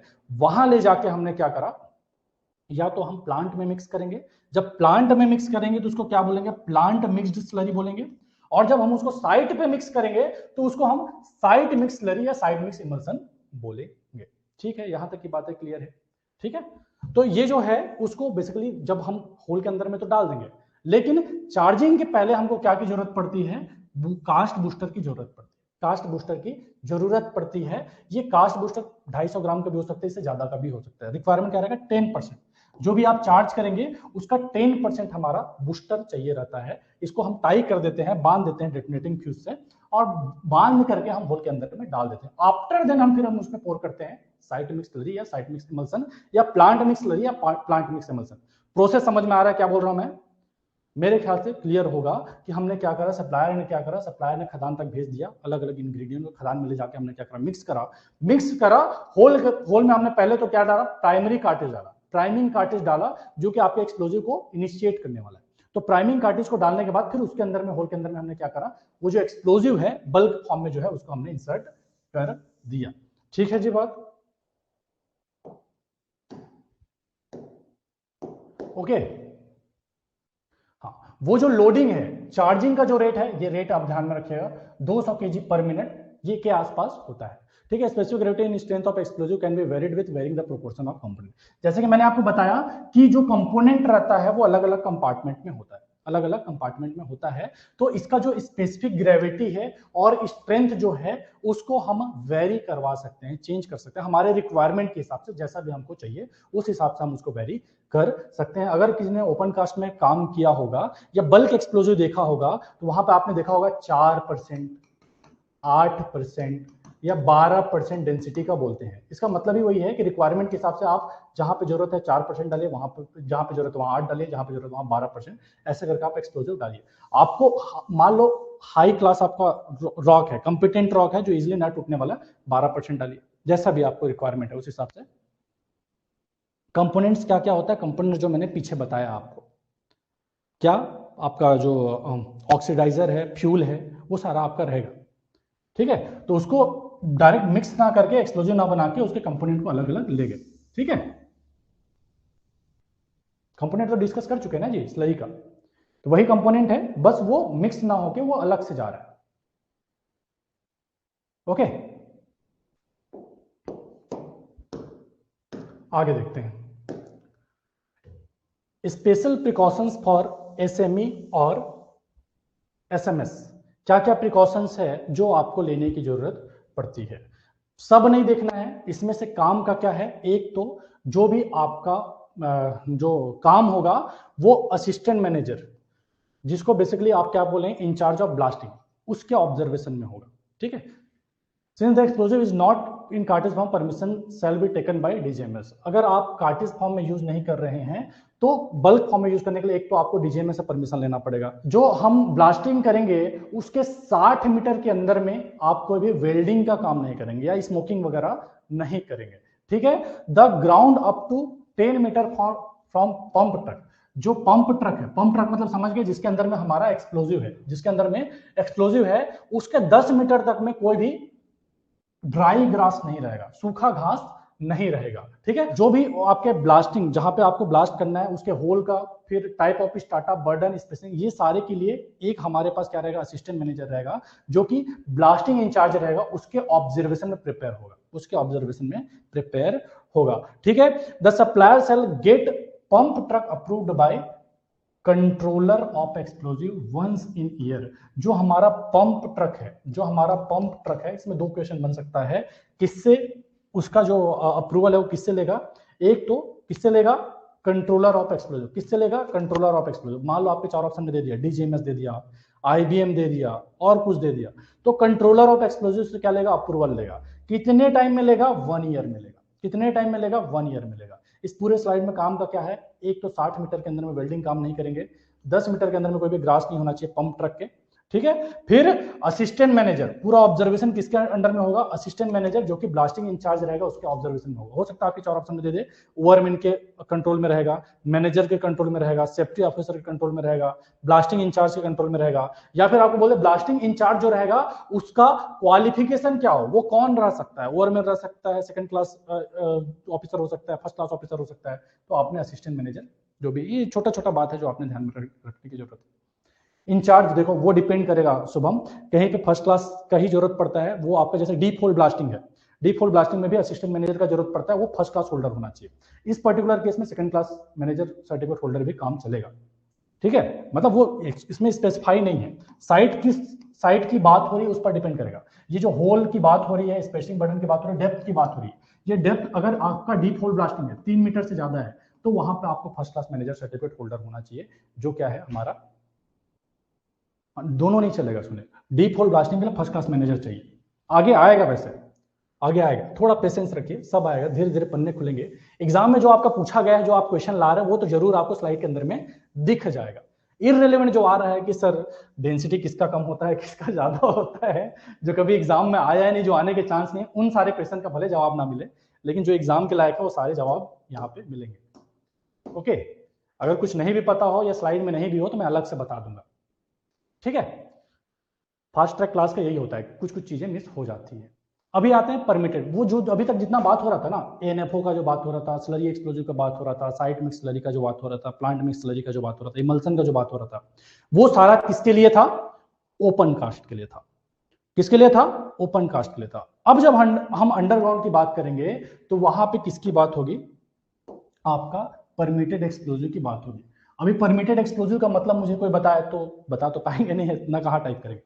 आपका जो रेगुलेशन में परमिटेड एक्सप्लोजिव का मतलब दिया गया है कि एक्सप्लोजिव जो डीजीएमएस स्पेसिफाई करे उस पैटर्न में बना हो, या उसके जो भी गाइडलाइंस के अकॉर्डिंग बना हो, जो गैजेट नोटिफिकेशन में वो टाइम टू टाइम नोटिफाई करे, वो आपका क्या हो गया? परमिटेड एक्सप्लोजिव हो गया, ठीक है। ये जो परमिटेड एक्सप्लोजिव है उसका अप्रूवल कौन देगा? सीएमआरएस। इसका फुल फॉर्म इंपॉर्टेंट है, ध्यान में रखिएगा। सीएमआरएस इसका अप्रूवल देगा, सेंट्रल माइनिंग रिसर्च स्टेशन, और DGMS after certain test. Permit जो हमारा परमिटेड एक्सप्लोजिव है उसका परमिशन कौन देगा? वो देगा एक हमारा सीएमआरएस, और डीजीएमएस कुछ टेस्ट करेगा, उसके बाद में वो परमिशन देगा, ठीक है। फिर it is incapable of igniting fire dam. जो हमारा परमिटेड एक्सप्लोजिव होता है वो फायर डैम को इग्नाइट करने के लिए इनकैपेबल होता है, सक्षम नहीं होता है। असिस्टेंट मैनेजर, हाँ, जो चीफ इंस्पेक्टर अप्रूव करे, अच्छी बात है, सुनिए, लेकिन परमिटेड एक्सप्लोजिव का डेफिनेशन भी दिया हुआ है रेगुलेशन के अंदर में, ठीक है। चलो आगे बढ़ते हैं, क्या बोल रहे हैं? Capable of igniting fire dam. तो बेसिकली आपका क्या है? फायर डैम या कोल डस्ट को इग्नाइट करने के लिए इनकैपेबल रहे, ये एक आपका हो गया, ठीक है। Used in charges up to specific weight. हाँ, समझ में आ रहा है क्या बोल रहा हूं? बेसिकली आपका क्या, कौन अप्रूव करेगा? CMRS, central mining research station, या डीजीएमएस कुछ टेस्ट के बाद में अप्रूव करेगा। ये कैसा होगा? इनकैपेबल होगा कि फायर डैम और कोल डस्ट को इग्नाइट ना कर पाए, जबकि हम उसको क्या करें? एक सर्टेन लिमिट तक यूज करें, सर्टेन लिमिट तक यूज करें। एक वेट के बाद में अगर आप यूज कर रहे हैं तो इग्नाइट कर सकता है, लेकिन एक लिमिट तक, क्योंकि वेट भी डीजे में डिसाइड करता है कि 565 ग्राम से ज्यादा ना यूज हो डिग्री 2 डिग्री 3 में, 1000 ग्राम से ज्यादा यूज ना हो डिग्री 1, ऐसा वो वेट भी स्पेसिफाई करता है। तो उस वेट से ज्यादा, उस वेट तक में क्या करे? ये आपके फायर डैम या कोल डस्ट को इग्नाइट ना करे। Each cartridge contains wrapper clearly marked with letter P. हर एक रैपर में क्लियरली लिखा रहेगा, पी लिखा रहेगा। Safety of primary explosive depends upon, जो हमारा प्राइमरी एक्सप्लोजिव है उसका सेफ्टी किस पर डिपेंड करता है? वो लो टेम्परेचर, फिर duration of flame produced and the flame lasting up to 1/1000 second. 1/1000 second, ये दो चीजें हैं। हाँ, ये दो चीजों को क्या है बेसिकली आपका सेफ्टी डिपेंड करता है हमारे प्राइमरी एक्सप्लोजिव का। क्या बोल रहे हैं? फायर डैम के एक्सप्लोड नहीं करेगा, वही बताया ना, फायर डैम को इग्नाइट नहीं करेगा, इग्नाइट नहीं करेगा, ठीक है। तो ब्लास्टिंग क्यों रोक देंगे गैस मिलने पर? आगे बढ़े, क्या बोलना चाह रहे हैं? अभी आएगा यार, सॉलिड ब्लास्टिंग के सरते आएगा ना, क्या क्या बोलना चाह रहा है मुझे समझ में नहीं आ रहा एक्चुअली। सेफ्टी लेके चलते हैं भाई, लेकिन 100% सेफ्टी थोड़ी होता है जी। अभी वो भी तो मान के चलेंगे कि स्टैंडर्ड कंडीशन के लिए सेफ्टी है, जैसे कि बताया कि फिक्स वेट है, उस पर बात हो रही है। सर आप जो क्लास ले रहे हैं वैसे सब लोग नहीं ले सकते क्या? सर बहुत अच्छे से समझ में आता है भाई, सबके पास डिजिटल बोर्ड नहीं है ना प्रवीण। इनकेपेबल मतलब असक्षम, हिंदी में बोलो तो असक्षम, कि समर्थ नहीं है, कि अगर फायर डैम्प आपका एग्जिस्ट कर रहा है और वो भी इतना एग्जिस्ट कर रहा है कि वो एक्सप्लोजिव लिमिट में है, तब भी उसको ब्लास्ट नहीं करेगा। एक्सप्लोजिव लिमिट में है तब भी ब्लास्ट नहीं करेगा, बताया ना इनकेपेबल। एक तो ये बताया, क्या बताया कि ये टाइम बताया 1/1000 मिली सेकंड से कम में उसका फ्लेम जो है वो डिस्पर्स हो जाए, ठीक है। दूसरा, टेम्परेचर, इतना कम टेम्परेचर प्रोड्यूस हो कि उसको इग्नाइट ना करे।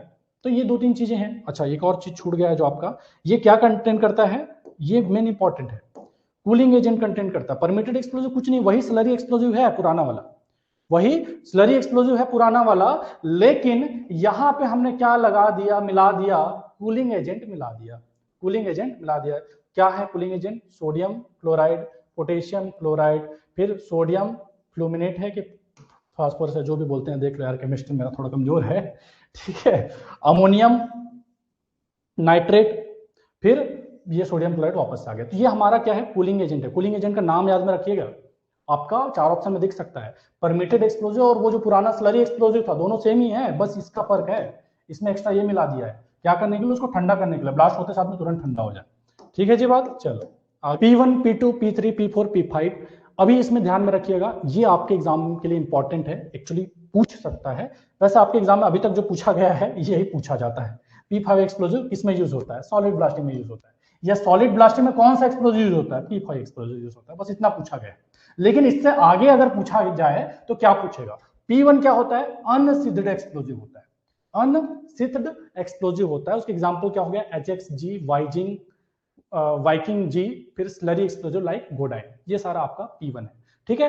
P2 सिद्ध एक्सप्लोजिव, P3 इक्विवेलेंट सिद्ध एक्सप्लोजिव, इक्विवेलेंट सिद्ध एक्सप्लोजिव, P4 मतलब ये इसमें जो पूछा जा सकता है ना, इसको रट लीजिएगा। P1 अनसिद्ध बोल रहा है सर, P2 सिद्ध एक्सप्लोजिव बोल रहा है, P3 इक्विवेलेंट सिद्ध, अनसिद्ध, सिद्ध, लगभग सिद्ध, मतलब सिद्ध के इक्वल, बेसिकली इसमें हम मिला ही देते हैं डायरेक्ट, इसमें हम कोटिंग चढ़ाते हैं, ऊपर वाले में कोटिंग चढ़ाते, मतलब इसमें कोटिंग, कोई कोटिंग वोटिंग नहीं चढ़ाया हमने। जो अमोनियम नाइट्रेट है, जो क्या था, NH4, अमोनियम नाइट्रेट क्या था यार फॉर्मूला, देखो NH4NO2, ठीक है, NH4NO, क्या हो गया भाई साहब, NH4NO2, ये जो अमोनियम नाइट्रेट है, अनसिद्ध एक्सप्लोजन में इसका जरूरत नहीं पड़ता, इस टाइप का कुछ डालते नहीं है। सिद्ध में क्या करा, इसका कोटिंग चढ़ा देते हैं। थर्ड में क्या करा, हम मिला ही देते हैं उसमें, लगभग वो सिद्ध एक्सप्लोजन, मतलब कोटिंग, मतलब समझ रहे हो, कूलिंग एजेंट का हमने क्या करा, कोट चढ़ा दिया। जैसे ही ब्लास्ट हुआ, वो जो कूलिंग एजेंट है क्या कर दिया, उसको ठंडा कर दिया। आगे और बताऊंगा डिटेल में, अब बताऊंगा इससे आगे, ठीक है। बता ही रहा था, सिद्ध मतलब क्या करा हमने, ये सेप है, ठीक है, लेकिन सिद्ध क्या हुआ, उसमें हमने कोटिंग चढ़ा रखा है, कोटिंग चढ़ा रखा है अमोनियम नाइट्रेट का। इक्विवेलेंट मतलब हमने इसमें कूलिंग एजेंट को मिला दिया, कूलिंग एजेंट को मिला दिया। क्या होता है ना कि ये जो सिद्ध एक्सप्लोजिव कोटिंग जो करते हैं, उससे क्या होता है कि कई बार उसका सेंसिटिविटी इफेक्ट हो जाता है, फटता नहीं, ठीक है, फटता नहीं है, इसलिए उसको उसका जो सेंसिटिविटी जो है वो डिस्टर्ब ना हो करके, जो P3 है, इसमें क्या करा हमने, मिला ही दिया कूलिंग एजेंट को। जब ब्लास्ट हो तो कूलिंग एजेंट उसको ठंडा कर दे। अभी कैसे ठंडा करता है मैं आगे बताऊंगा अगले स्लाइड में। P4 क्या है? Explosive approved for special purpose, कुछ स्पेशल पर्पस के लिए हम ये एक्सप्लोजिव क्या करते हैं, अप्रूव करते हैं। ये जो है वो क्या है, अल्ट्रा सेफ एक्सप्लोजिव। क्या है? अल्ट्रा सेफ एक्सप्लोजिव है। क्या क्या आ गया? अनसिद्ध, सिद्ध, इक्विवेलेंट सिद्ध, अल्ट्रा सेफ, और फिर P5 है, बेसिकली आपका यूज होता है सॉलिड ब्लास्टिंग में यूज होता है, सॉलिड ब्लास्टिंग में यूज होता है। हो रहे हैं ECL में डिले फायरिंग और फायरिंग इन रिपिंग में आया था। अच्छा ये आया था क्या? हाँ तो याद रख लीजिएगा भाई, आ गया मतलब याद रख लीजिएगा। अगर ECL पूछ चुका है तो बाकी सब भी पूछ सकते हैं। तो ये जो भी लिखा है अंदर में, वैसे तो पता चल ही जाएगा जी, अगर पूछेगा तो पता चल ही जाएगा। P5 रजिस्टर्ड करवा लिया, सॉलिड ब्लास्टिंग वाले ने बोला भाई मैं इसको नहीं छोड़ रहा हूँ। और P1 cut blasting, cut blasting वाले ने फिक्स करवा लिया कि मैं जो है कट ब्लास्टिंग में P1 यूज करूंगा। इसके अलावा P2 और P4 इंडिया में मैन्युफैक्चर होता है ना, सप्लाई होता है। फिर हमारा P3 है। चलो आगे बताऊंगा, वैसे तो आया है तो याद रख सकते हैं। स्लाइड को एक बार जो पढ़ रहे हैं ना, जो बता रहा हूं, मुझे नहीं लगता कि इतना आपका याददाश्त कमजोर है कि 19 तारीख तक आपके ध्यान में ना रहे। इसको देखो, ये हर एक पॉइंट एक्चुअली आपके एग्जाम के लिए रेलेवेंट है। अगर अच्छा क्वेश्चन बनाना रहा उसमें से तो ये ऐसा क्वेश्चन बनाएगा। कैसा बनाएगा? सिद्ध एक्सप्लोजिव जो होता है, सिद्ध एक्सप्लोजिव जो हमारा P2 और P4 एक्सप्लोजिव है, P2 ग्रुप और P4 एक्सप्लोजिव है, non manufactured in India and are not used in our mines. Basically जो हमारा P2 है और P4 हमारे इंडिया में मैन्युफैक्चर नहीं होता है और ना ही यहाँ पे यूज होता है। तो अगर आपको पूछे तो आपको पता होना चाहिए, ठीक है। कार्टेज ऑफ सिद्ध explosive is coated with Sith sodium bicarbonate, ठीक है। वो हाँ, जो हमारा सिद्ध एक्सप्लोजिव है वो किसके कोटिंग, उसमें किसका कोटिंग रहता है? सोडियम बाइकार्बोनेट का कोटिंग रहता है। यही मैं आपको बता रहा था, ठीक है। अलोंग इट्स लेंथ, जो भी उसका लेंथ है उसके अलोंग क्या रहता है? सोडियम बाइकार्बोनेट का कोटिंग रहता है। बस उसके एंड को छोड़ देते हैं, बस उसके एंड को छोड़ देते हैं, बाकी उसका सोडियम बाइकार्बोनेट का कोटिंग रहता है। ड्यू टू ब्लास्टिंग, जब ब्लास्टिंग होता है तो हमारा क्या होता है? सोडियम बाइकार्बोनेट डिकम्पोज हो जाता है। ब्लास्टिंग होता है तो हमारा सोडियम बाइकार्बोनेट डिकम्पोज हो जाता है और क्या बनाता है? CO2 और वाटर, H2O। CO2 बनाता है, H2O बनाता है। CO2 क्या करता है? आपके आग को बुझाने का काम करता है। वाटर भी क्या करता है? आग को बुझाने का, और जो उसका टेम्परेचर उसको ठंडा करने का काम करता है। तो बेसिकली ये जो चीज जो बन रहा है ये आपके एक्सप्लोजिव को सेफ बना रहा है और ये आपके एक्सप्लोजिव को अंडरग्राउंड कोल माइन में यूज करने के लिए परमिसेबल बना रहा है। समझ में आ रहा है क्या बोल रहा हूं? तो क्या है, अगर कोई पूछे सोडियम बाइकार्बोनेट रिएक्ट करके या डिकम्पोज होके क्या बनाता है, तो आपने पता होना चाहिए CO2 और H2O बनाता है। पता रहेगा, बिल्कुल पता होना चाहिए। एक बार सुन लिए तो मुझे लगता है एग्जाम तक तो कम से कम आप नहीं बोलेंगे, ठीक है। राउंड एक्सप्लोजिव विच थूज रेंडर्स मोर सेफ, ठीक है, ओके। तो यही बात है, आगे बढ़ते हैं। डायग्राम में देख सकते हैं ये आपका क्या है? P5 है, सुपर कोल, मेरे ख्याल में अभी सुपर कोल ही यूज हो रहा है। फिर एक है सन पावर P1 एक्सप्लोजिव है, इस तरह का बेसिकली कार्टेज फॉर्म में है, ओके। चलो आगे बढ़ते हैं, आगे बढ़ते हैं। अब आते हैं, नया टॉपिक है डेटोनेटर्स। तो एक्सप्लोजिव के बारे में मेरे ख्याल से सब कुछ अब क्लियर है। इतना तो क्लियर, देखो बहुत ज्यादा डिटेल में तो गया नहीं हूं, कई सारा कंफ्यूजन आपको हो सकता है, लेकिन इतना जरूर क्लियर होगा कि एग्जाम में आने वाले क्वेश्चंस, एक्सप्लोजिव से आने वाले क्वेश्चंस आपसे बन जाए, ठीक है। एक्सप्लोजिव से आने वाले क्वेश्चन बन जाए, इतना तो मेरे ख्याल से, जैसे NFO से कुछ भी पूछा, इमल्सन से पूछा, फिर आपका क्या स्लरी से पूछा, परमिटेड एक्सप्लोजिव से कुछ भी पूछा, तो आपने बन जाना चाहिए, इतना तो हो चुका एक्सप्लोजिव। अभी फटाफट से अपन देखते हैं एक्सेसरीज, जो ब्लास्टिंग में यूज होने वाला एक्सेसरीज है। डेटोनेटर्स बहुत स्लो चल रहे हैं यार, बहुत स्लो चल रहे हैं, अब तक काफी कुछ हो जाना था। चलो ठीक है, कोई बात नहीं, समझ में आना इंपॉर्टेंट है, थोड़ा बहुत स्लो तो चलता है। हाँ, डेटोनेटर्स ये क्या है? आपका स्मॉल कॉपर या एल्यूमिनियम का ट्यूब होता है। क्या होता है? ये तो मैं बता चुका कि डेटोनेट करता है, इनिशिएट करता है हाई एक्सप्लोजिव का। डेटोनेटर हमारा क्या करता है? हाई एक्सप्लोजिव को इनिशिएट करता है या डेटोनेट करता है, दोनों एक ही मतलब है, ठीक है। हिंदी में बोला तो फोड़ता है उसको, ओके। फिर ये क्या होता है? स्मॉल कॉपर या एल्यूमिनियम का ट्यूब होता है, जिसके अंदर में क्या रहता है? Small auxiliary charge of special explosive, special type का एक्सप्लोजिव का। स्पेशल टाइप का एक्सप्लोजिव क्या? PETN और ASA बताऊंगा आगे, ठीक है। तो ये स्पेशल टाइप का एक्सप्लोजिव है जो बेसिकली हम यूज करते हैं। Chemical reaction is initiated by flame and electric current is build, ठीक है, कोई जरूरत नहीं है देखने का। बेसिकली वही बताया गया है कि हमने क्या करा, इसके अंदर में इलेक्ट्रिसिटी का सप्लाई करा, इलेक्ट्रिक सप्लाई ने क्या करा, जो एक्सप्लोजिव था इसको एक्सप्लोड करा और इतने जो भी वॉयलेंट शॉक वो क्रिएट किया कि हमारे जो मेन एक्सप्लोजिव चार्ज है उसको इनिशिएट कर सके। वही चीज बताया गया है। काम का क्या है, इतने को ध्यान में रख लीजिए, बाकी सारा चीज मैं बता चुका हूं, पहले ही बता चुका हूं, ठीक है। कॉपर ट्यूब या कॉपर या एल्यूमिनियम का ट्यूब यूज होगा। कॉपर कहां पे यूज होता है sir? UG coal mine, UG coal mine में यूज होता है। एल्यूमिनियम सरफेस पर जहां कहीं भी यूज होगा वहां पे एल्यूमिनियम ट्यूब से काम चल जाता है। यूजी कोल माइन में कॉपर क्यों यूज कर रहे हैं सर? ये कॉपर जल्दी ठंडा हो जाता है, ठीक है, हीट को डिस्पर्स नहीं करता, फैलाता नहीं है, इसलिए कॉपर का यूज होता है, ओके। पूछा नहीं जाएगा, अपने जनरल नॉलेज के लिए। टाइप ऑफ डेटोनेटर, कौन कौन से डेटोनेटर है जो यूज होता है, फटाफट से देखते हैं। एक तो है आपका plain detonator. Plain detonator, plain detonator को हम डायरेक्ट सेप्टिक फ्यूज से फायर कर सकते हैं, ठीक है। इसी को हम ऑर्डिनरी डेटोनेटर भी बोलते हैं। प्लेन डेटोनेटर जिसको हम सेप्टिक फ्यूज से फायर कर सकते हैं, ऑर्डिनरी डेटोनेटर भी बोलते हैं। फिर आ गया ऑर्डिनरी इलेक्ट्रिक डेटोनेटर। ठीक है, ऑर्डिनरी इलेक्ट्रिक डेटोनेटर क्या हुआ, बेसिकली ये इलेक्ट्रिसिटी पास करने के बाद में ही एक्सप्लोड होगा। इलेक्ट्रिसिटी पास करने के बाद में ही एक्सप्लोड होगा। इसमें भी दो टाइप के हैं, low tension detonator, high tension detonator. Low tension detonator detonator, ठीक है। ऑर्डिनरी इलेक्ट्रिक डेटोनेटर क्या होता है, इंस्टेंटेनियस टाइप का रहता है। जैसे आप उसे इलेक्ट्रिसिटी देंगे तुरंत फूट जाएगा, जैसे आप इलेक्ट्रिसिटी देंगे तुरंत फूट जाएगा या ब्लास्ट हो जाएगा या इनिशिएट हो जाएगा। इस पर कोई भी डिले एलिमेंट नहीं होता है, इस पर कोई भी डिले एलिमेंट नहीं होता है। ये जो हमारा ऑर्डिनरी डेटोनेटर है वो कॉपर का या एल्यूमिनियम दोनों में से किसी एक भी ट्यूब का हो सकता है। क्लियर है? क्या क्या हुआ, प्लेन डेटोनेटर सेफ्टी फ्यूज से इनिशिएट हो रहा है, प्लेन डेटोनेटर सेफ्टी फ्यूज से इनिशिएट हो जा रहा है। फिर ऑर्डिनरी इलेक्ट्रिक डेटोनेटर के लिए हमको इलेक्ट्रिसिटी की जरूरत पड़ रही है, उस पर कोई भी डिले एलिमेंट नहीं लगा हुआ है। दो टाइप का होता है, लो टेंशन हाई टेंशन, बस।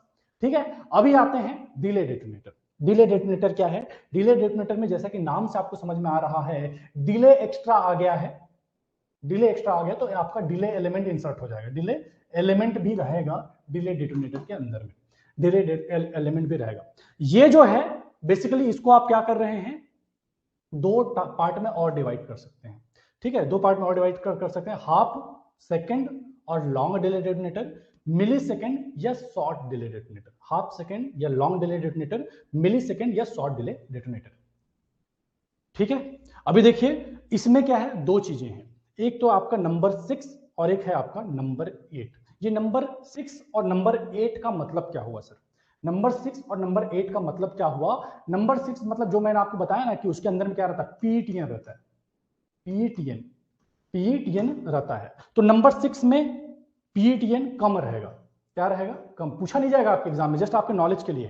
ठीक है, पीटीएन क्या रहेगा, नंबर 6 में कम रहेगा और नंबर 8 में ज्यादा रहेगा। मतलब पीटीएन अगर ज्यादा है तो ये क्या है, मोर पावरफुल है। क्या है? मोर पावरफुल है। किससे? 6 से। नंबर 6 हमारा क्या है, सुटेबल है, माइनिंग वर्क के लिए उतना काफी है, माइनिंग वर्क के लिए नंबर 6 डेटोनेटर काफी है, उससे काम हमारा चल जाता है। दोनों में डिले एलिमेंट, दोनों में क्या, नंबर 6 और 8 दोनों में डिले एलिमेंट रहेगा, दोनों में डिले एलिमेंट रहेगा। बस बात हो रही है पीटीएन 6 नंबर में कम है, 8 नंबर में ज्यादा है। 8 नंबर में ज्यादा है तो इसका स्ट्रेंथ ज्यादा है, पावर जो है वो उससे ज्यादा पावरफुल है। ठीक है, तो इसको हम जनरली यूज नहीं करते, 8 नंबर का यूज हमको नहीं पड़ता है। तो ये दो टाइप के डेटोनेटर है जो यूज होते हैं, नंबर 6 और नंबर 8। नंबर 6 और 8 का मतलब क्या हुआ, पीटीएन की मात्रा पे है सर, एग्जाम में नहीं पूछा जाएगा, लेकिन चलो ठीक है बता दिया आप। ओके, आगे बढ़ते हैं। हाँ, ये पूछा जा सकता है कि नंबर 6 और नंबर 8 में कौन ज्यादा पावरफुल है, तो आपने पता होना चाहिए नंबर 8 ज्यादा पावरफुल। 8 नंबर ज्यादा है तो वो पावरफुल भी ज्यादा होगा। ठीक है, कम ही चांस है कि सरदारी के एग्जाम में ऐसा पूछा जाए। Okay, ordinary electric detonator non delay type, जो आपका ऑर्डिनरी इलेक्ट्रिक डेटोनेटर होता है वो आपका क्या हो गया, नॉन डिले टाइप, बताया जा चुका है पहले। Electric passing through fuse head. चलो आगे बढ़ते हैं। हमको अंदर का जो भी इंटरनल उसमें तो जाना ही नहीं है, काम का क्या है देखो, ध्यान से देखिए।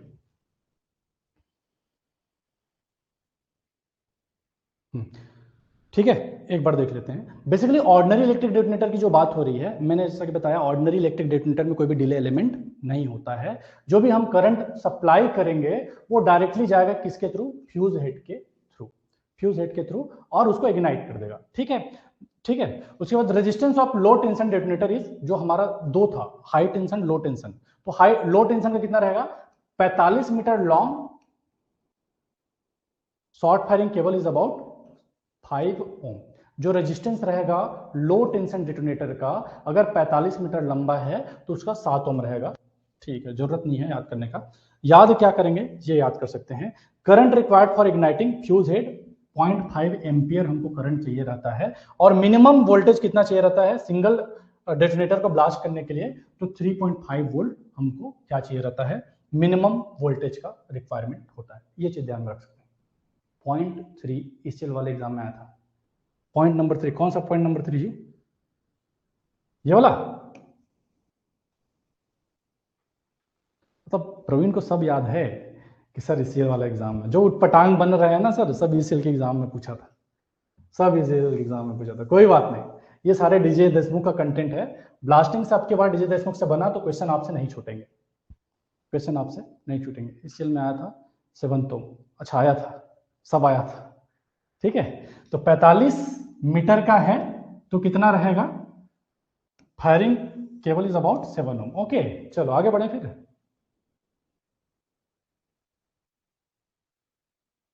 डिले डिटरमिनेंट में नंबर डिले से रिलेटेड होता है। हाँ देखो, नहीं नहीं नहीं, वो नंबर आप कंफ्यूज हो रहे हैं अभिषेक। जो 0 से 6 नंबर रहता है ना, वो 0 से 6 नंबर अलग हुआ, वो आपका डिले नंबर हुआ। और मैं आपको 6 और 8 जो बताया वो अलग है। वो नंबर से इस नंबर को आप कंफ्यूज मत करिए, ठीक है। नंबर 6 नंबर 8 डिले जो बता रहा हूँ वो अलग हुआ, डिटोनेटर अलग हुआ, पीईटीएन की क्वांटिटी पे है। ये जो डिले है 0 से लेकर 6, ये आपके डिले एलिमेंट के ऊपर रहता है कि 0 में कोई भी डिले एलिमेंट नहीं रहेगा, उसके बाद में फिर 6 नंबर में सबसे ज्यादा डिले एलिमेंट रहेगा। तो दोनों में कंफ्यूज नहीं होने का है भाई साहब। ओके चलो, टीसीएस सेट करेगा सर क्वेश्चन। ओके हाँ ठीक है। हाँ कोई पॉइंट है जो समझ में नहीं आया हो? ओके देखो, बेसिकली मैं क्या बता रहा हूं, ऑर्डिनरी इलेक्ट्रिक डेटोनेटर में क्या हुआ ना, ऑर्डिनरी इलेक्ट्रिक डेटोनेटर में आपका फ्यूज हेड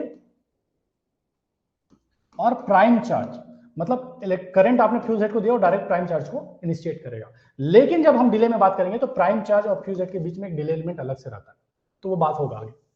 ठीक है, बस यही बात हो रहा था कि ऑर्डिनरी में कोई डिले एलिमेंट नहीं रहेगा, बट यहां पर अगर बोले तो क्या होता है, तो ऐसा होता है। ओके चलो बढ़िया है, अच्छा है, एक्टिव लोग हैं। बना तो नहीं था सर क्वेश्चन, लेकिन हाँ क्वेश्चन तो याद है।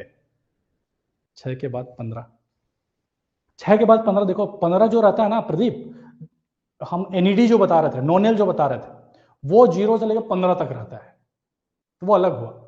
खदान में हम अंडरग्राउंड कोल माइन में जो यूज करते हैं वो 0 से लेकर 6 नंबर तक यूज करते हैं। ओके, में से मोर स्ट्रेंथ कौन सा होगा 0 से लेकर 6? स्ट्रेंथ का ऐसा कहीं पे कुछ दिया नहीं है यार कि 0 का स्ट्रेंथ ज्यादा होता है कि कम होता है, किसमें कम होता है, ऐसा तो कहीं दिया नहीं है। ठीक है, तो इस पर मैं कमेंट करना सही नहीं है ओमकार। ओके, कहीं पूछेगा भी नहीं। सेकंड लास्ट पॉइंट फिर से समझा दीजिए, किसी को पता हो तो बताओ। 0 से लेकर 6 में कहीं आपने पढ़ा होगा कि उसका स्ट्रेंथ वगैरह कुछ दिया होगा तो। ठीक है, सेकंड लास्ट पॉइंट में क्या बता रहा है, कौन है, मृगेंद्र, कि जो रेजिस्टेंस रहता है, रेजिस्टेंस में किसकी बात हो रही है, ऑर्डिनरी इलेक्ट्रिक डेटोनेटर में जो हमारा केबल है, जो ऑर्डिनरी इलेक्ट्रिक डेटोनेटर है, किधर गया रे, यही है ना, हाँ ठीक है, किधर गया, the resistance of low tension detonator, जो हमारा लो टेंशन डेटोनेटर, जो लो टेंशन डेटोनेटर है with 45 metre long short firing cable, मतलब बेसिकली ये जो बताया लो टेंशन डेटोनेटर में जो 45 metre long short firing cable है, उस पर रेजिस्टेंस कितना होता है, 7 ओम होता है। तो आपके एग्जाम में पूछेगा तो मेरे ख्याल से इसी को डायरेक्ट लिख के देगा, 45 मीटर शॉर्ट फायरिंग केबल लो टेंशन डेटोनेटर में कितना ओम उसका रेजिस्टेंस होता है, ऐसा पूछ सकता है। ठीक है, लास्ट पॉइंट में क्या बोल रहा है, current required for igniting fuse head is 0.5 ampere. जो हमारा फ्यूज हेड है उसको इग्नाइट करने के लिए करंट कितना चाहिए, 0.5 एम्पियर चाहिए। और जो सिंगल डेटोनेटर है, मल्टी डेटोनेटर नहीं, सिंगल डेटोनेटर है, उसको ब्लास्ट करने के लिए मिनिमम वोल्टेज कितना चाहिए, 3.5 वोल्ट चाहिए। ठीक है जी बात, चलो आगे बढ़ते हैं। वो डेटा जो है ना, डेटा को बस डायरेक्ट डायरेक्ट ध्यान रखिए कि जो 0.3 बोल रहा है, 0.5 जो बोल रहा है, 3.5 जो बोल रहा है, वो डेटा याद रखिए, आपके 4 ऑप्शन में आपको दिख जाएगा। ठीक है, 0.5 एम्पियर बोल रहा है, 3.5, तो 4 ऑप्शन में दिखेगा, डायरेक्ट क्लिक करेगा, कोई रिवीजन की जरूरत नहीं है। जो बता रहा हूं उसको ध्यान से अगर आप सुन रहे हो तो डायरेक्ट एग्जाम में पट से क्लिक करेगा। ओके, सेफ्टी फ्यूज अभी देखते हैं एक्सेसरीज में क्या है।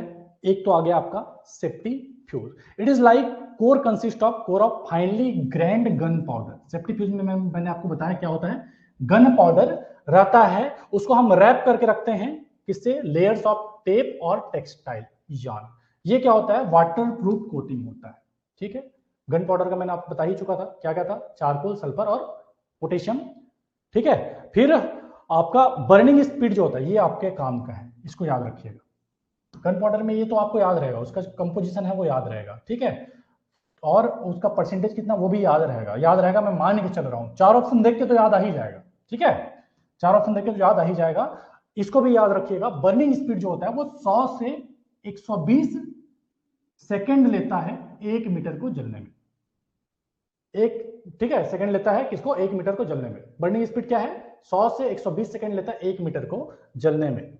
ओके, ये इस पर आपका न्यूमेरिकल भी बना सकता है, वैसे अभी तक बनाया नहीं जहां तक मुझे पता है, वैसे मैं नहीं बनाया, बोल रहा हूँ कोई एक बता देता है कि सर जो आप बोल रहे हैं उस पर क्वेश्चन बन चुका है। तो अगर बने तो कैसे बनेगा, जैसे 8 मीटर का आपका लेट सपोज क्या है, सेफ्टी फ्यूज है, 8 मीटर का सेफ्टी फ्यूज है, और आपके क्वेश्चन ने पूछ दिया कि इस 8 मीटर के सेफ्टी फ्यूज को जलने में कितना टाइम लगेगा, कितना टाइम लगेगा, ये आपके क्वेश्चन में मान लो लेट सपोज पूछ दिया तो कैसे करेंगे, 120 सेकंड लगता है सर, टाइम को कितनी पूछा, मिनट में पूछा लेट सपोज, तो 120 मिनट लगता है सर 1 मीटर को, तो 8 मीटर को कितना लगेगा, 8 मीटर को कितना लगेगा, 12 का 12 12 चौक 48, यहां से कर लेते हैं ना यार, इतना थोड़ी करना है, 8 दूनी 16 का 4 चल बज गए, 8 एक 8 एक 9, तो 960 सेकंड लगेगा 8 मीटर को जलने में, डिवाइडेड बाय 60 कर दिए, ठीक है, तो 6 कम 6 और 6 6 का 36, 16 मिनट लगेगा, 16 मिनट लगेगा। अगर 8 मीटर का आपका लेट सपोज क्या रहा, सेफ्टी फ्यूज रहा, तो उसको जलने में कितना मिनट लगेगा, मोटा माटी 15 से 16 मिनट लगेगा, ठीक है। तो ऐसा क्वेश्चन आपके एग्जाम में बन सकता है। 100 मीटर नहीं यार, 100 सेकंड पर मीटर, 100 सेकंड पर मीटर, अरे यूनिट में कंफ्यूज नहीं होना है भाई, ठीक है। तो देखो ये है आपका क्या है, ब्लैक पाउडर, जो हमारा गन पाउडर है उसी को क्या बोलते हैं, ब्लैक पाउडर भी बोलते हैं। ब्लैक पाउडर का कोर हुआ, फाइबर का रैप हुआ, ठीक है, फिर आउटर कोरिंग हुआ, वाटर प्रूफिंग भी करके रखते हैं, तो इस तरह से कैसे जलता है, इस तरह से जलता है, ओके। डेटोनेटिंग फ्यूज, हाँ इसके बारे में बहुत बात हो चुका, अभी वापस आ गया डेटोनेटिंग फ्यूज। देखिए ये मैंने आपको बता रहा था, बंडल जो वायर आप घर में यूज करते हैं उसी के बंडल जैसा ही रहता है, लेकिन ये जो वायर है उसमें क्या है, आपका तार ना होके पीटीएन है, पीटीएन है, ठीक है। और ये किससे इनिशिएट होता है, पीटीएन शॉक से इनिशिएट होता है, किससे इनिशिएट होता है, शॉक से इनिशिएट होता है। ये शॉक आप कहां से देंगे, ये शॉक आप देंगे इलेक्ट्रिक डेटोनेटर से, ईडी से आप शॉक देंगे। देखिए यहाँ पे ये मेरे साइट का ही है जहां पे मैं पहले काम करता था, वहीं का फोटो आप ले आया। तो देखो इसमें हमने क्या डाला, ये एक्सप्लोजिव है, बेसिकली ये प्राइमरी कार्टेज है, हाई स्ट्रेंथ था इसका, ठीक है, बूस्टर कार्टेज है, ओके। तो इसमें हमने क्या करा, एनईडी को इंसर्ट किया, ये है आपका NED, nonel, non electric detonator, non electric detonator, NED को हमने इंसर्ट किया। ये जे कैप है, ये जे कैप है, जे कैप मतलब इसको हम इससे कनेक्ट कर सकते हैं, इसको हम इससे कनेक्ट कर सकते हैं। या तो आप क्या करिए, इसको एक दूसरे में कनेक्ट कर दीजिए, या इस जे कैप को क्या करिए, इस कॉर्डटेक्स से कनेक्ट कर दीजिए, और उस कॉर्डटेक्स को फिर आप ईडी से कनेक्ट कर दीजिए, जो आपका जो भी है उसको ब्लास्ट इस तरह से हम करते हैं। न्यू जॉइनिंग ब्रदर, इसका पीडीएफ है ना प्रवीण भाई? नहीं सर, जितना चाहे उतना ले सकते हैं पैसों से। अच्छा पैसों से, भाई लोग कभी ग्रुप में भी देख लिया करो भाई, सब अपलोडेड है भाई, कितनी बार करवाओगे, चल ठीक है, समझ में आया। तो वही बात है, बाकी सब तो बताया गया है, क्या बताया गया है, अगर आपका deep depth long length of detonator is required, avoid this detonating fuse like cortex is हटाओ, ठीक है। समझ में आया क्या बोल रहा हूं, अगर आपका बेसिकली यही बताया आपको, पीटीएन का कोर होता है, उसको टेप से रैप्ड करके रखते हैं, ठीक है। तो ये बात है, चलो आगे बढ़ते हैं। मेरे ख्याल से अब तो ब्लास्टिंग थोड़ा बहुत तो पकड़ आने लग गया होगा, क्या है कैसे है, एक बार और मैं क्या बता रहा हूं, डेटोनेटिंग फ्यूज बता रहा हूं, इसी को डेटोनेटिंग कॉर्ड भी बोलते हैं, डीसी, या इसी को कॉर्डटेक्स भी बोलते हैं, इसमें लिखा हुआ देखो कॉर्डटेक्स, इसी को कॉर्डटेक्स भी बोलते हैं, ठीक है। डेटोनेटिंग कॉर्ड बोले, डेटोनेटिंग फ्यूज बोले, और चाहे कॉर्डटेक्स बोले, तीनों एक ही चीज है। होता क्या है, ये आपका जो भी पीटीएन जो रहता है उसके कोर में बीच में क्या रहता है, पीटीएन रहता है, जो कि हाई एक्सप्लोजिव है, उसको रैप करके रखते हैं, रैप करके रखते हैं। इसके अलावा मैंने ब्लास्टिंग का प्रोसेस आपको बताया कि देखो ये प्राइमर कार्टेज है, प्राइमर कार्टेज में हमने क्या करा, एक चाहे तो आप ईडी को भी डाल सकते हैं, ईडी डायरेक्ट आपको एक्सप्लोड कर देगा, फिर आपको और किसी की चीज की जरूरत नहीं, डायरेक्ट ईडी से हो जाएगा। दूसरा, आप एनईडी को डाल सकते हैं, एनईडी डालने से फायदा आपको क्या रहता है कि इसको बेसिकली नोनेल जो है ना बहुत सेफ है, बहुत सेफ है, इजीली इनिशिएट नहीं होता है, उसको शॉक से इनिशिएट करते हैं, ठीक है। तो अभी मैं बताऊंगा एक्चुअली आगे। तो इसमें हमने क्या करा, ये नोनेल जो बताया आपको, इलेक्ट्रिक डेटोनेटर बोले चाहे नॉन इलेक्ट्रिक डेटोनेटर बोले, सॉरी एनईडी बोले, नॉन इलेक्ट्रिक डेटोनेटर कहीं पे लिखा मिलेगा, कहीं पे नोनेल लिखा हुआ मिलेगा, ठीक है। तो ये हमने क्या करा, नोनेल को इंसर्ट किया इसके अंदर।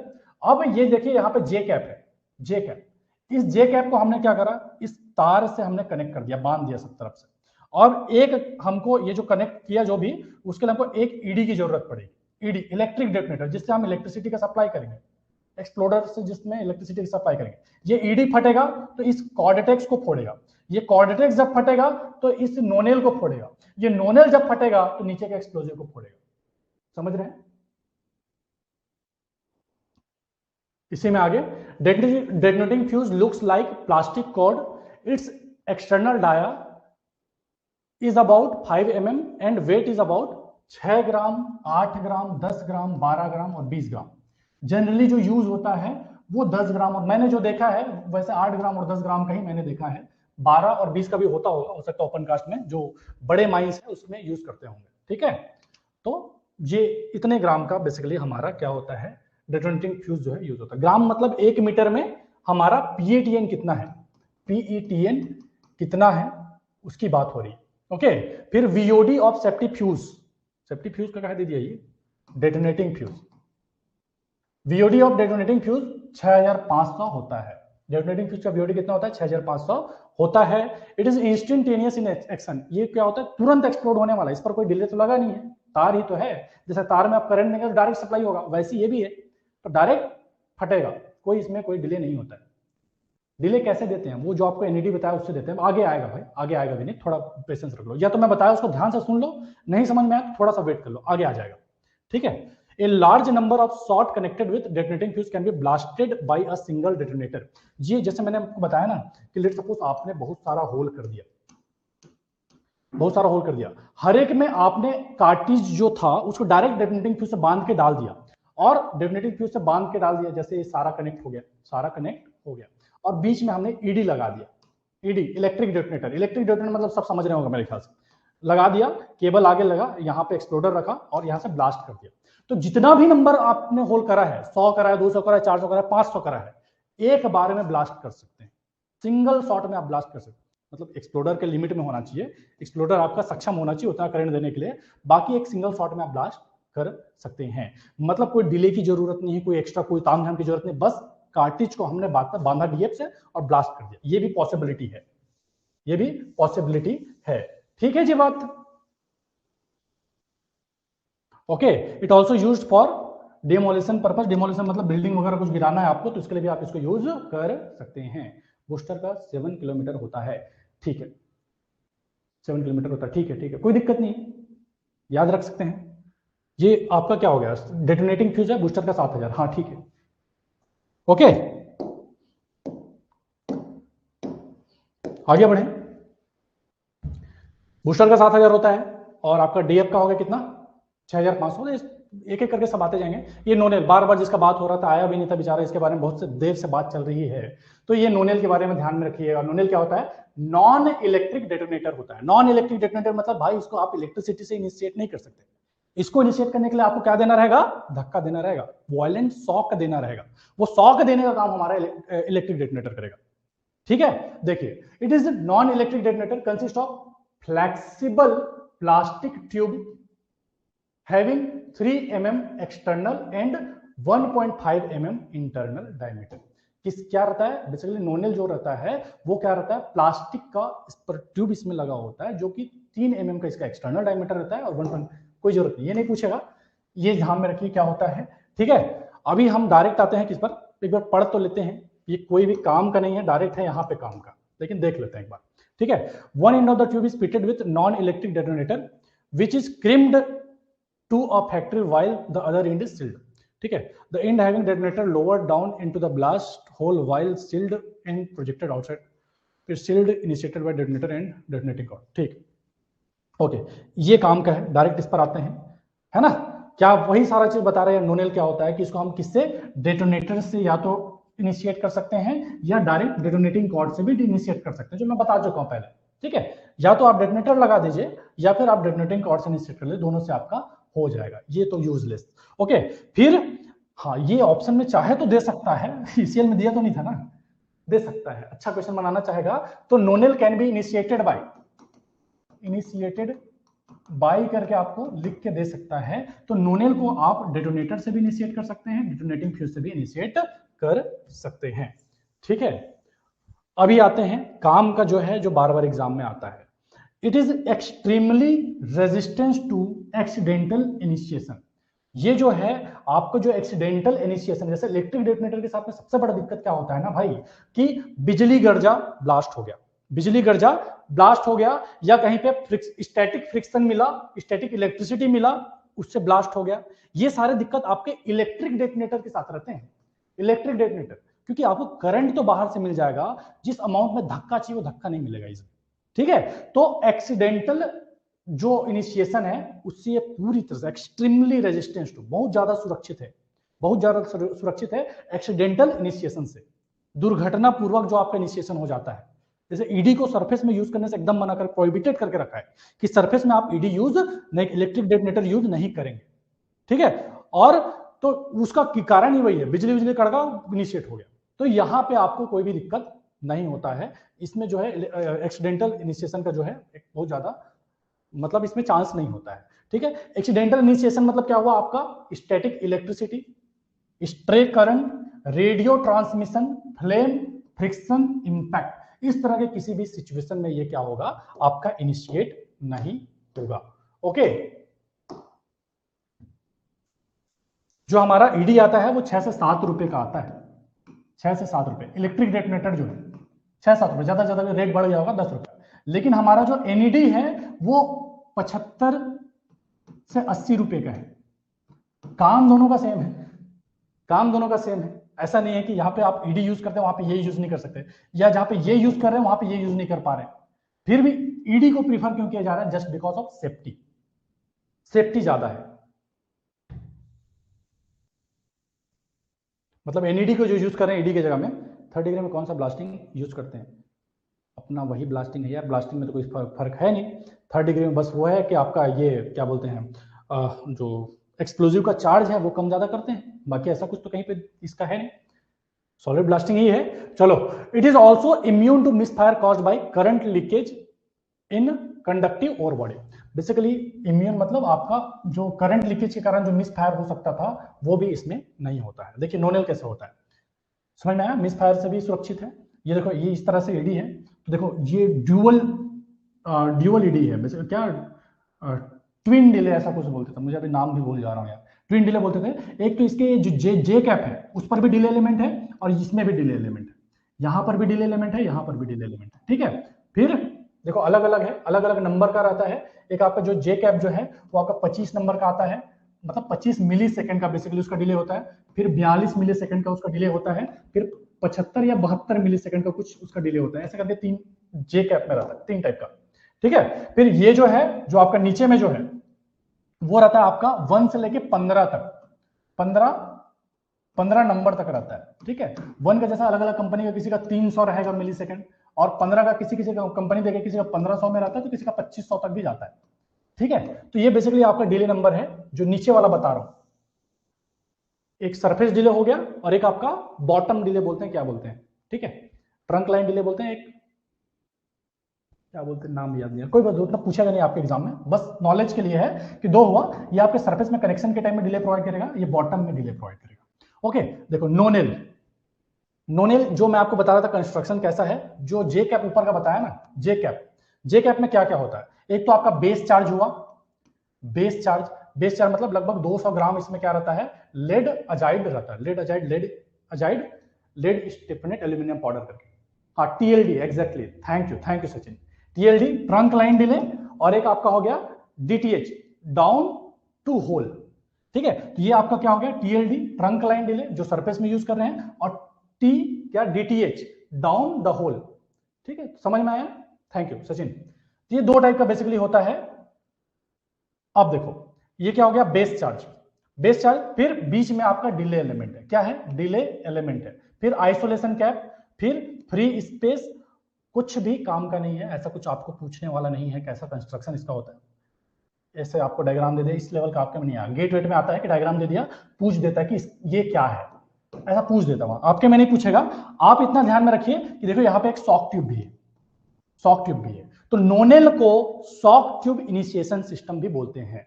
तो अगर आपको ऑप्शन में देखने, हाँ नोनेल, अगर आपको ऑप्शन में देखने मिल जाए कि ये नोनेल को क्या बोलते हैं, 4 ऑप्शन आपको देखने मिल जाए, तो इसी को शॉक ट्यूब इनिशिएशन सिस्टम भी बोलते हैं। क्या जूम जूम बोल रहे हो जी, कुछ गड़बड़ है क्या? आप ठीक है? ठीक है जी बात, चलो छोटा दिख रहा था, आगे बढ़ते हैं। समझ में आ रहा है, मजा आ रहा है, समझ में आ रहा है कि नहीं आ रहा है, कि सब ऊपर ऊपर से जा रहा है भाई, अरे सर इतना मेहनत कर रहे हो कुछ समझ में नहीं आ रहा है, ऐसा तो नहीं? डायग्राम देगा, पूछ दिया तो अभी तक तो नहीं दिया किसी भी एग्जाम में अंकित, गेट में दिया हुआ है, डायग्राम देके पूछा है, आपके में नहीं दिया, पूछ दिया तो गुरुजी बता रहे हैं ना। ठीक है, समझ में आ रहा है, चीजें क्लियर है, मजा आ रहा है कि सब ऊपर ऊपर से जा रहा है? आ रहा है सर, चलो आगे बढ़ते हैं फिर। डेटोनेटिंग रिले, ठीक है, बहुत मजा आ रहा है, चलो मजे ले लो भाई। ब्लास्टिंग से जो क्वेश्चन आएगा 2-4 वो बना लेना, मुझे बड़ा, मेरे दिल को शांति मिल जाएगी कि कम टाइम में पढ़ाया लेकिन कम से कम क्वेश्चन तो बना। ठीक है, मैं बहुत आराम से पढ़ाने का सोच रहा था ब्लास्टिंग में, बट कोई नहीं, आपका एग्जाम आ गया अचानक से तो चीज़ों को फास्ट फास्ट में निकालना पड़ रहा है। मुझे बहुत ज़्यादा टाइम मिला नहीं एक्चुअली स्टडी करने के लिए, स्लो पढ़ाने के लिए बहुत ज़्यादा मेहनत नहीं लगता, फास्ट पढ़ाने में ज़्यादा मेहनत लगता है डेटा कलेक्ट करने में। ठीक है, देखो डेटोनेटिंग रिलेस, अभी तक जो बात हो रहा था, क्या नॉन इलेक्ट्रिक फायरिंग की जो बात हो रही थी, उसी का भाई ही है ये भी। डेटोनेटिंग रिले भी नॉन इलेक्ट्रिक सिस्टम ही है, मतलब नॉन इलेक्ट्रिक मतलब एक पूरा, क्या बोलना, एक पूरा परिवार है नॉन इलेक्ट्रिक इनिशिएशन का, मतलब यहाँ पे आप बिना इलेक्ट्रिसिटी के इनिशिएशन कर रहे हैं। अभी तक जो बात हो रहा था एनईडी, एनईडी का डायरेक्ट कॉन्टेक्ट था एक्सप्लोजिव से। अभी क्या होगा, लेट सपोज आपके पास एनईडी नहीं है, या कैसा कोई ऐसा सिचुएशन है जहां पे आपको डेटोनेटिंग रिले दे दिया, इसके थ्रू भी आप डिले प्रोवाइड कर सकते हैं। डेटोनेटिंग रिले के थ्रू भी आप क्या कर सकते हैं, डिले प्रोवाइड कर सकते हैं। कैसे प्रोवाइड करते हैं सर, डायग्राम है तो देख लेते हैं फटाक से। देखो ये है आपका डेटोनेटिंग रिले, क्या करा हमने, ये बीच का आपका क्या हुआ डेटोनेटिंग रिले, ये हमारा क्या है कॉर्डेटेक्स, कॉर्डेटेक्स बोलो चाहे डीएफ बोलो चाहे डी कॉर्ड बोलो, तीनों एक ही चीज है। तो हमने क्या करा, बीच में क्या बांध दिया, डेटोनेटिंग रिले बांध दिया। ये अलग अलग का होता है, कोई एक अगर काम किया होगा तो मुझे बताएगा कितने कितने मिली सेकंड का होता है, कमेंट में लिख के बता देगा, मुझे नहीं पता, मैंने काम नहीं करा इस वाले में।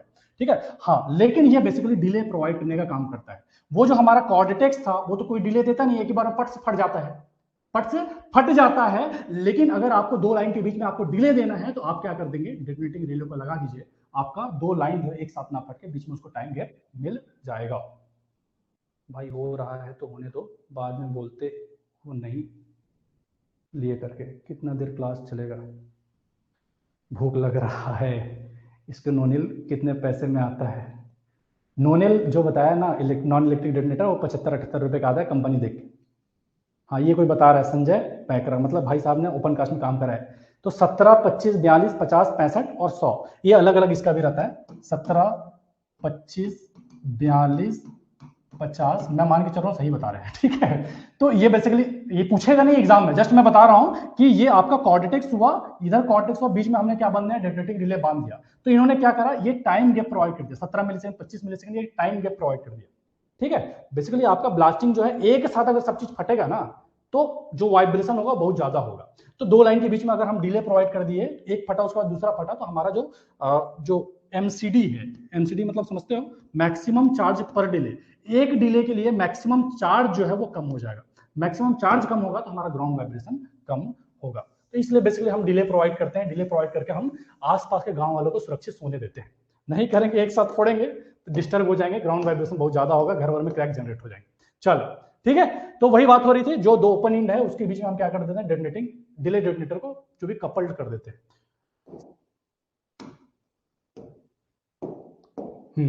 नॉन इलेक्ट्रिक कुछ छूटा है, देखो बेसिकली मैंने क्या बताया कि ये भी नॉन, जो डेटोनेटिंग रिले है, अगर आपको फिर से पूछे कि नॉन इलेक्ट्रिक कौन कौन सा है जो नॉन इलेक्ट्रिक है, तो आपने पता होना चाहिए डेटोनेटिंग रिले भी जो है वो क्या है, आपका नॉन इलेक्ट्रिक है। फिर एक और पूछता है नियोप्रिन स्लीव, नियोप्रिन स्लीव किसमें यूज होता है, नियोप्रिन स्लीव किसमें यूज होता है, तो आपने पता होना चाहिए डेटोनेटिंग रिले में यूज होता है। ठीक है, ओके, बाकी सब तो इसमें काम का है नहीं। क्रिम्प क्या हुआ आपका, यहां से जैसे आपको कॉर्ड को पास कराना है तो एक गेप बना दिए रहते हैं कि उस खांचे में बैठ जाए। चलो आगे बढ़ते हैं, हैंडल्स का ऑप्शन है, देख लो यार कहां पर है भाई। चलो तो ये बेसिकली था क्या है, नॉन इलेक्ट्रिक है इसके कारण वो भी सेफ है, इलेक्ट्रिक वगैरह से वो क्या होगा, इनिशिएट नहीं होगा। ब्लास्टोमीटर किस काम आता है, कंटिन्यूटी ऑफ इलेक्ट्रिक सर्किट के कंटिन्यूटी के लिए क्या होता है, काम में आता है ब्लास्टिंग में जो है, ठीक है। क्लियर है, और कोई दिक्कत है किसी को, आगे बढ़े।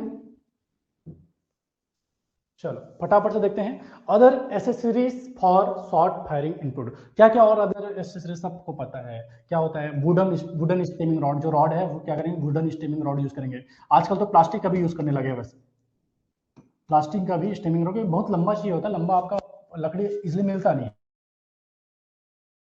स्टेमिंग रॉड चाहिए। फिर wooden dolly weighted with lead और brass for deep hole in mechanised quarry. तो क्या चाहिए, वुडन डॉली चाहिए जिस पर क्या रहे, जो उसका वेट है वो किस तरह लेड या ब्रास का हम बेसिकली डीप होल के लिए यूज करेंगे। ये अलग अलग है, इसको ध्यान में रख सकते हैं। स्क्रैपर चाहिए, scraper made of brass, scraper जो रहेगा वो किसका, ब्रास का बना हुआ चाहिए, होल को क्लीन करने के लिए या अगर कुछ क्रैक है उसको डिटेक्ट करने के लिए, ठीक है। पिकर चाहिए, पिकर किस लिए चाहिए, पिकर भी या तो ब्रास का बना रहेगा, एल्यूमिनियम का बना रहेगा या वुड का बना रहेगा, किसके लिए, जब आप डेटोनेटर को घुसाएंगे उसके लिए छेदा बनाने के लिए, ठीक है। इन लाइट से बगल में है, अच्छा लाइव जो लिखा है उसके बगल में करके बता रहे हैं हैंड रेस करने का ऑप्शन, ठीक है। तो क्या क्या चाहिए रहता है, ये आपके एग्जाम में कुछ खास काम का है नहीं। हाँ ये पूछ सकता है, इसमें काम का है, स्क्रैपर किस काम आता है ये आप ध्यान में रखिएगा, पिकर किस काम आता है ये आप ध्यान में रखिएगा, इसके अलावा और कोई खास काम के नहीं है, ठीक है जी बात।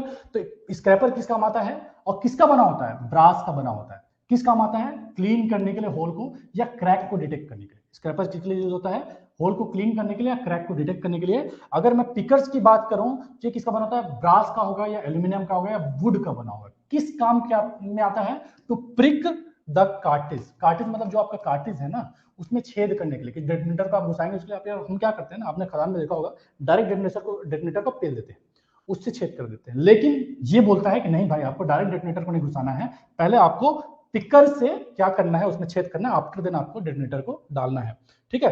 Prior to inserting detonator, detonator को डालने से पहले या डेटोनेटिंग फ्यूज को उसमें डालने से पहले आपको क्या करना है, उसको प्रिकर से प्रिक करना है, छेद करना है, ओके समझ में आया। तो ये है जो आपके टूल्स हैं जो यूज होते हैं, शॉर्ट फायरिंग टूल्स। अभी आगे देखिए, causes of accident, causes of accident in open cast mine. Open cast mine में क्या क्या रीजन है एक्सीडेंट होने के, तो देखो क्या क्या होता है, the major accident in open cast mine blasting are inadequate shelter. अगर आपके खदान में एडिक्वेट शेल्टर नहीं, शेल्टर मतलब सुरक्षा आश्रय, ऐसे कुछ होता है सेफ्टी शेल्टर, ठीक है। तो अगर आपके ब्लास्टिंग जहां पे हो रहा है तो वहां पे आपको सुरक्षित रहने के लिए शेल्टर नहीं है, उसके कारण आपका एक तो एक्सीडेंट होता है, दूसरा फ्लाई रॉक और मिस फायर। ये तीन मेजर कारण है जिसके कारण आपके ओपन कास्ट माइन में ब्लास्टिंग के कारण एक्सीडेंट होते हैं, ठीक है। इसमें सबसे ज्यादा खतरनाक ये है फ्लाई रॉक। और आप ब्लास्टिंग यहाँ कर रहे हैं, वहाँ छोटे छोटे पत्थर वगैरह रखे हैं जिसको आपने क्लीन नहीं किया, हटाया नहीं, तो वो जो पत्थर है वो बुलेट की तरह जाता है। मैं खुद एक बार बचा हूँ।